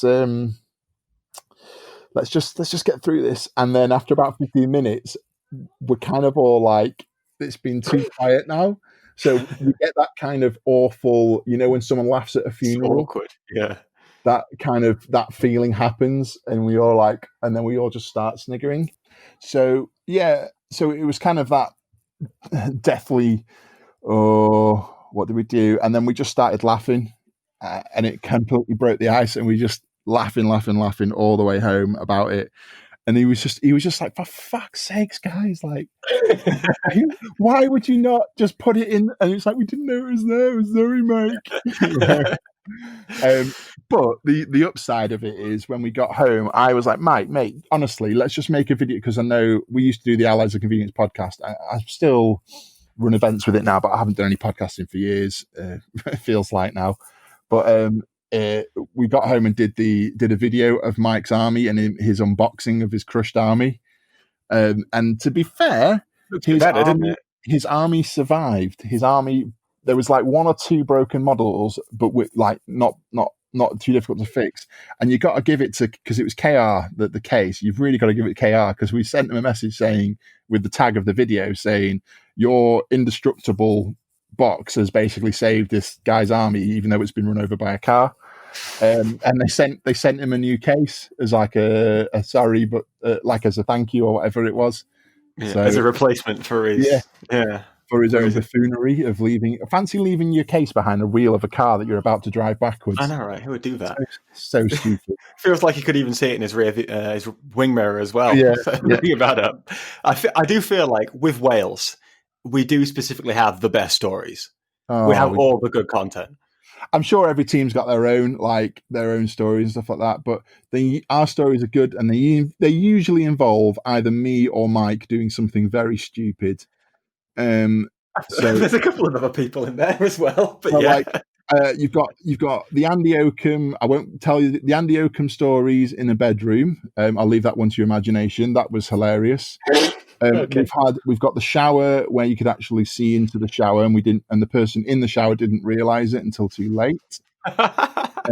We've got Jonas and his open door policy. We've got Mike and his toilet troubles. In what country was that one? That was 2015 again, wasn't it? Serbia. I thought that was where he was really at the table, right? Or was that Prague? Well, it's Prague. Yeah. 2015 is Prague. Yeah. So that was Mike and his toilet troubles, which basically cost us third place, Mike. Wow. Yeah, because that was our best ever year. We came fifth, and we had Mike's opponent was being a bit of a slow player, and then Mike was having a bit of bum trouble.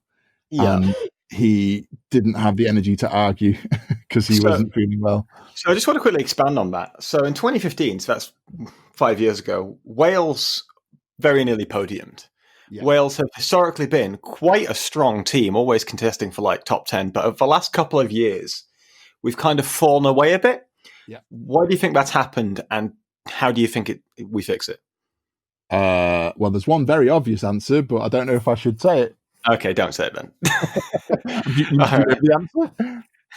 I can probably guess, but there's plenty of reasons. I could say one of the things where I feel like the game itself, it hasn't particularly enamored a lot of the current player base, right? We could, let's go with that reason. Let's pretend that's the reason. Yeah. No, let's just go into the reason. So the reason why Wales have not done so well is because we lost our strongest players. Mm. That's the short answer. Yeah. We've lost our best players, and that's why we're no longer doing so well. We're trying to rebuild that now with some of the kind of fresher faced up and coming tournament players who have Welsh heritage or who are Welsh. We've got a couple guys who are doing quite well in tournament scene at the moment in the UK. Who seem to be very dedicated to the team, but we lost our kind of we lost at least a quarter of our team, and probably a third of our team due to other reasons. Yeah, And I feel like we're in the middle of a bit of a rebuilding job. And I think one of the comparisons I can draw here is Scotland, right? Mm-hmm. So what Scotland's been doing quite well is they've been doing a very good grassroots movement in terms of Innes has got this whole setup where a lot of the local players in Scotland are really trying to get better at the game and trying to strive for the WTC. Mm-hmm. And that culminated in 2018 where you had them finishing in third place, beating England along the way. Mm-hmm. Do you feel like Wales could really benefit from something in something like Cardiff or Wrexham and really setting up these kinds of grassroots interest? But it's hard. It's easier to say that than to actually do it, isn't it? Absolutely. Wales would benefit from having a central base in Wales where people were 100% dedicated to the WTC. I mean, obviously they would. Whether that's possible is a different story. It's extremely difficult because myself being the captain, I live in Cheshire in England, so I'm a long way away from Wales in terms of just a pop over to sort of look at the player base, and I don't really play myself as much anymore. I'm more about organising events, so it's hard to get to know people that way. That's why I try when I do organise events. I try to organise events which would encourage people who are on the fringes of being interested. Will encourage those players to come along and get involved and see what it's like to be part of WTC setup. So that's but kind at the same time, we need to meet those people, right? And we need to, they need to demonstrate that kind of, as we said earlier, it's a big commitment to go to WTC, and therefore, if you would like to do that, we really need to see that, right? Yeah. It's simple. I need, for me as a captain, this will probably go for other similar sized nations. It's like you need as a captain people who are fun to be around. It's no good just being, this person who's got all this money or whatever if you're just an absolute knob. It's True. Fun to be around, dedicated financially, and are aware of the time kind of commitments. But also, so those kind of things for a country of our size are kind of more of a primary need as opposed to actual gaming ability. When you get to your bigger nations who've got bigger player bases, then you can start picking and choosing kind of on ability. But when it comes to us, it's more about like, will we get along and do we have the financial dedication and time dedication to actually come? Absolutely. So, yeah. Is there anything else you'd like to talk about, Ishik? Or well, to be honest, I'd like to hear more funny stories if you guys have those. Yeah, let's go. So let's go some stories. Could do the dates of the practice weekend. Which one? Where we sent last practice weekend last summer, we sent Simon off to go and get some snacks for the team, didn't we? And he spent 45 minutes in Tesco and came back with a single packet of dates. He came back with this huge pallet of just dates. It was like, does anyone want a date? No. And like biscuits and things. And he's come back with a huge punnet of dates. What other things the first year was I remember we all got very drunk in the very, very, very first year. And bear in mind, most of us were like either early 20s or teenagers. And I just remember getting really drunk on the first night, and we were in a school, so like in school they get those industrial toilet rolls. Kind of like massive ones. We unraveled one of them throughout the entire school. We made this massive long line of toilet paper, and then we were basically trying to see if you could fold it more than 8 times. And so you basically got 8 English idiots in a school, like just running up and down a narrow corridor with toilet paper trying to fold it, and all these other teams walking past with like models, like beautifully painted armies on trays and stuff. Hey guys, it's the 11th place team. and we're running around with toilet paper trying to fold it. So kind of stupid stuff like that. Chris Webb. That was Chris Webb. The first year, he got very, very, very, very drunk on the first night and was very late to his second game. So he was like, right, I need to go and have like just a shower. So he went to go and have a shower and ended up when he got into a shower, he started a shower, and then this giant Russian guy came in and was like, "This is my shower. What are you doing? Get out." So Chris is like, "Okay, I'll get out." gets out, and he doesn't know where his clothes have gone, so all he's got is his towel. So he's got his towel, and he just comes to the hall and plays his first game the second day in a towel, because that's all he's got. When did he find his clothes? Don't know. So you don't know if he got dressed for the rest of the event? No, because we were like, Chris, you need to come play. So he came and just played in the towel. How was this not the first story? Oh, sorry. There's just so many. We had what are the stupid things? Like just silly things that are personal to me that make me laugh, but other people just like, that's not funny. Like I remember being on the bus in Poland with Pat Divers, and we were just really giddy and excited about being there. And the whole way there, we were playing I Spy on the bus. You've got all these like international war gamers, and then there's these two idiots playing I Spy. But every single I Spy answer was car. So it was I Spy. We might like something beginning with C, car. Yep, your go. I You're Spy. not driving past any cows. Come on, something guys. beginning with C, car. Yep, your go. And then it's just become a thing. Is like, is it car? Is the answer car? So that's It's the answer pitch, I guess. yeah. What else? Like I've had funny rage quit stories where players have raged against me and stuff like that. Or so you had there was one of my German opponents. This was the beginning of 8th Ed. I think that's Salamanca. Yeah, Salamanca. So I was using the Razor Flock army, and so Razor Flock, Young Khan, a couple of I think I had a Solitaire in there, a couple of characters, and I was playing against the Storm Raven list, and my opponent, he was absolutely going to murder me. He was going to completely table me. And he flew up all his Storm Ravens right up to my army, and I had my Razor Flock squads there, and the Young Khan was there, and he's like, right, I'm going to shoot at these Razor Wing Flock units, and then I'm going to shoot my heavy bolters into them, and I'm going to shoot the last cannons into the Young Khan, blah, blah, blah, blah. Anyway, he shoots the first one, and he kills a Razor Flock unit, and then I'm just like, yeah, I'm gonna Soul Burst. Which, for those of you who didn't play in the beginning, it was when you could take an action immediately after a unit died within 7 inches with a Yanari unit. So you could move, you could shoot, you could assault. And I was like, yeah, I'm gonna Soul Burst and charge both your Storm Ravens with my Young Khan. and he messed his Storm Ravens up really bad as well. He lost his mind. He was just like, I remember just going, Scheiße! And like scratching the table. My mate Stu, who stood next to me, like literally full on goes into like panic fight and flight mode. So he like gets his hands up in his fist ready to have a fight because he thinks he's about to get assaulted by this German guy who's like going nuts.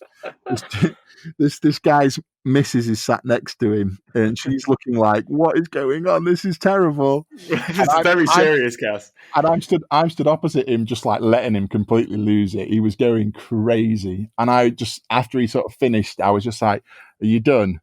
And he's just like, you could see he just read, and I'm just like, so just to point out that you've just gone absolutely mental about a game that's designed for 12-year-old children. So you're just trying to make him mold again, I guess. I was just so embarrassed for him. Oh dear! In front of his missus.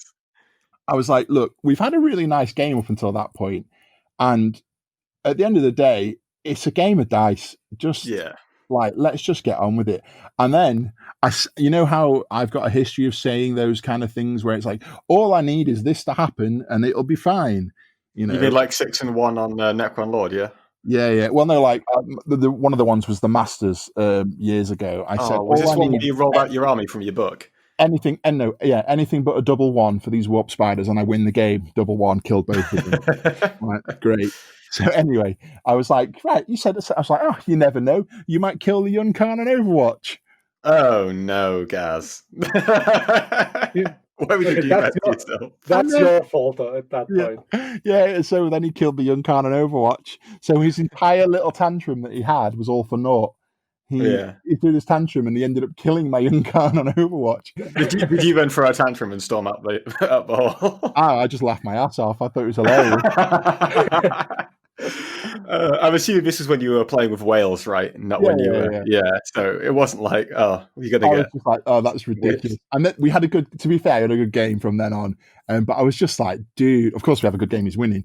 But I was like, come on. Come on, dude. But yeah, that was quite funny. What else did we have? Oh, the guy. So the year I won the singles, which was 2012. Which country was it then? Was that were you reffing that year? The year that you won the singles, Gaz? Because No. 2012 was a reffing year, right? No, I've not reffed any years. Oh, I was okay. going to ref, and then I played for Wales. Yeah. Let's see. I can't remember what year I won. Was it? Where were you? If you say Poland, I'm going to snap, by the way, because that's far too many years to work it out. No, I think it was Serbia. Was Serbia won. Anyway, I won the singles, but on the way to winning the singles, I remember there was this one guy. You get those players who just try anything. So you know when like Ruins used to have levels, and they just said levels were 3 inches. So there's the kind of the GW Ruin that's like a little tiny L-shaped one with one floor, and then it's got the spiky broken windows. Yeah, yeah. So there was one of them on a piece of terrain, and I went and he'd flown a skimmer. I think it was like a wave serpent. He'd flown a wave serpent on top of this Ruin. And I was like, okay, cool, right, my turn. I'm gonna charge you. So I'm gonna roll my charge, and I rolled like a 7. So it was like 2 inches across, 3 inches up. I've charged you, and he's like, no, you've not charged me because I'm up on the 2nd level. And I'm like, what 2nd level? And he then picks it up, points at the top spindle, like this tiny little spindle, and says, "This is a 2nd level." And I just looked at him and was like, "Really?" He's like, "Yeah, this is a 2nd level." So I get a ref over. The ref comes over and is like, "Don't be a fucking idiot. Like, this is not a 2nd level. He's made the charge." And then this was the same guy that then, at late game, I then charged his another skimmer. I think it was another wave serpent or a falcon or something, right on the left-hand side of the table, so right on the short board edge. And I'd surrounded it, so it might, the shape of a wave serpent, it's kind of like that kind of horseshoe shape. I charged it, and my units were set up in a horseshoe shape. He then took his turn. He just very casually just picked up his wave serpent and placed it in the bottom right-hand corner, so it moved about 70 inches. To sit on an objective, he just picked up and moved it. And I was like, ref? Called the ref over. It was like, ref, I was in combat with his unit. You can see the shape there. And he just picked up the wave serpent and moved it. And the ref's like, well, I didn't see it. Nah, mate. And I was like, what? So anyway, I managed to win the game still, even though he cheated like all the way through. That's amazing to you. Like, wow. Yeah, it was unbelievable. I couldn't believe it. I think the thing is, you've got to remember, I've been so many years, I've played so many people that I'm bound to have a higher not a high proportion, but a higher rate of playing against that kind of player. I've played like 5 of those players, which to someone sounds like a lot, but when you sort of think about how many games I've played at the WTC, it's not that many. Yeah. But I then played his like best mate teammate in the final to win the round, and I was just like, oh no, I've got to play his mate now. But on turn 1, I killed about 1,200 points in turn 1. It's not a bad start. So his mate was just like, oh well, whatever. I'm not even going to bother arguing. So it's just like, you can't try anything with your army. He was just like, because he was a Tau army, and I can't. Yeah. I think I was using my old. It was the Beast Pack Sea Council army I was using. That was like 2013, 2014, man. Yeah, something like that. Yeah. So in fact, when I first played you were running that at the start of 7th. That was a nasty army. So good. That list was so good. I wrote because everyone was running Beast Pack Wraith Knights, and I was like, the Wraith Knights are. If I play against that army. If I take a Seer Council, then the Wraith Knights are now to my advantage because I can charge the Wraith Knights with the Beast Pack, lock them up, and then he's now lost 600 points of his army. So my Seer Council then just runs around killing the rest of his army. Yeah. So completely locks down the Stomp as well, which is the one thing your Seer Council hates. Yeah, so I loved it. I loved playing against that list, and I remember giving that list to Robbo to take to America to go to the Las Vegas Open or the Nova GT. Was LVO even a thing at that point? I don't It think might it was. It might have been Nova GT. Might have been Nova. Yeah, I know he's definitely been to Nova, so that would he make got sense. all the way to the final with it, and then lost the final because he was like, "How should I play it?" And I told him he didn't do it. He didn't play it the way I told him. What a scrubber! Never mind. But it's like he even took my models. But yeah, it's like that was the best list in that edition. It was so good. It was really silly. It was like everywhere at one point after the Screamer Council, I guess. Yeah. It was very silly. Then there's like non-game stories. So when not last year, obviously because of COVID, but the year before when we went for them giant pizzas. Oh yeah, the mushroom snorting. So you've blown the punchline. But, sorry, have I? Yeah. But yeah, we ordered these like family-sized pizzas between three of us, and they must have been about, I don't know, I think they were about 19, 20 inches across. And we got two of them between three. So we were like, can we do one each? We don't know. They came out, well, actually, we think we'll be all right. So we're eating them, and we ended up eating them Lady in the Tramp style. So the last, because it didn't divide by three, so we had the last pizza slice. There's a video of us somewhere where there's me, Mike, and Pat, a proper full-on eating this last pizza slice together, no hands, which was good. And then I've chopped up all the mushrooms for Mike to snort at the end because no one likes mushrooms. It wasn't even like a minor snort; it was a straight slurping them all up. It was fantastic. There's still a video online if you want to find it. I think it's on the Allies of Convenience page, or is it on the Allies page? It's on the Allies page. Brilliant. There you go. Oh, if I'd had time to think before I come on, I'd have got you some stories. No, that's okay, man. We can get you on another time for all the best stories. Neil Kerr, the absolute bastard that he is. So the first year we went to Germany, I was a broke-ass student. So I slept on the stone steps of an ice rink, which was where the venue was. You were allowed to sleep in the venue. I just literally slept on the stone floor. So I was like, right, I'm sleeping on the floor. I'm fine. Don't matter. And then the next year we went back to Germany again, the same venue, same place. And I got myself a little bit of money. So I bought myself an airbed.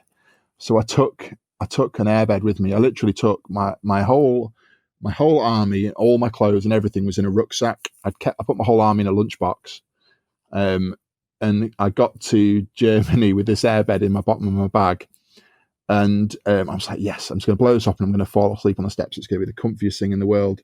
So I went to bed, fell asleep, and then I woke up halfway through the night with Neil cuddled up to me. He just appeared. He's basically, Neil has decided that he's not decided. Neil's popped his airbed and has decided instead of just sucking it up, he's going to come and lie on my airbed with me and pop my airbed. Because it's not fair that I have a comfortable night's sleep.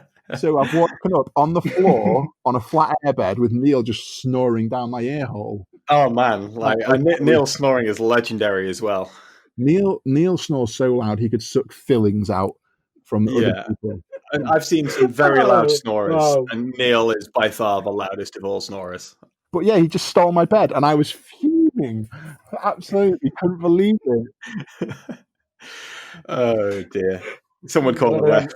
Yeah, but what an amazing story. Yeah. All right. It's been great to have you on, guys. Thank you very, very much for coming on. I think we'll call it there. It's an absolute pleasure to talk to you as always, mate, especially at such short notice. It was very good of you to come on. No problem. I was just mid-poo, so you got me. Time stamp there. Thank you. Put it in the time. There we go. That's getting. There we go. You can hear my keyboard, but it doesn't matter because it's getting edited out in production. Right, Ishik? I hope so. Do you want to do the thank you again, do you? No. I'm sure Tom can work his magic and fix it. It's fine. And thank you, Ishik, for hosting, by the way. Really do appreciate it, mate. Good to see you. Yeah, thanks for coming on. All right. Thanks for having me. It was lovely. Pleasure. Thanks for listening, guys, and we'll see you on the next one. Peace.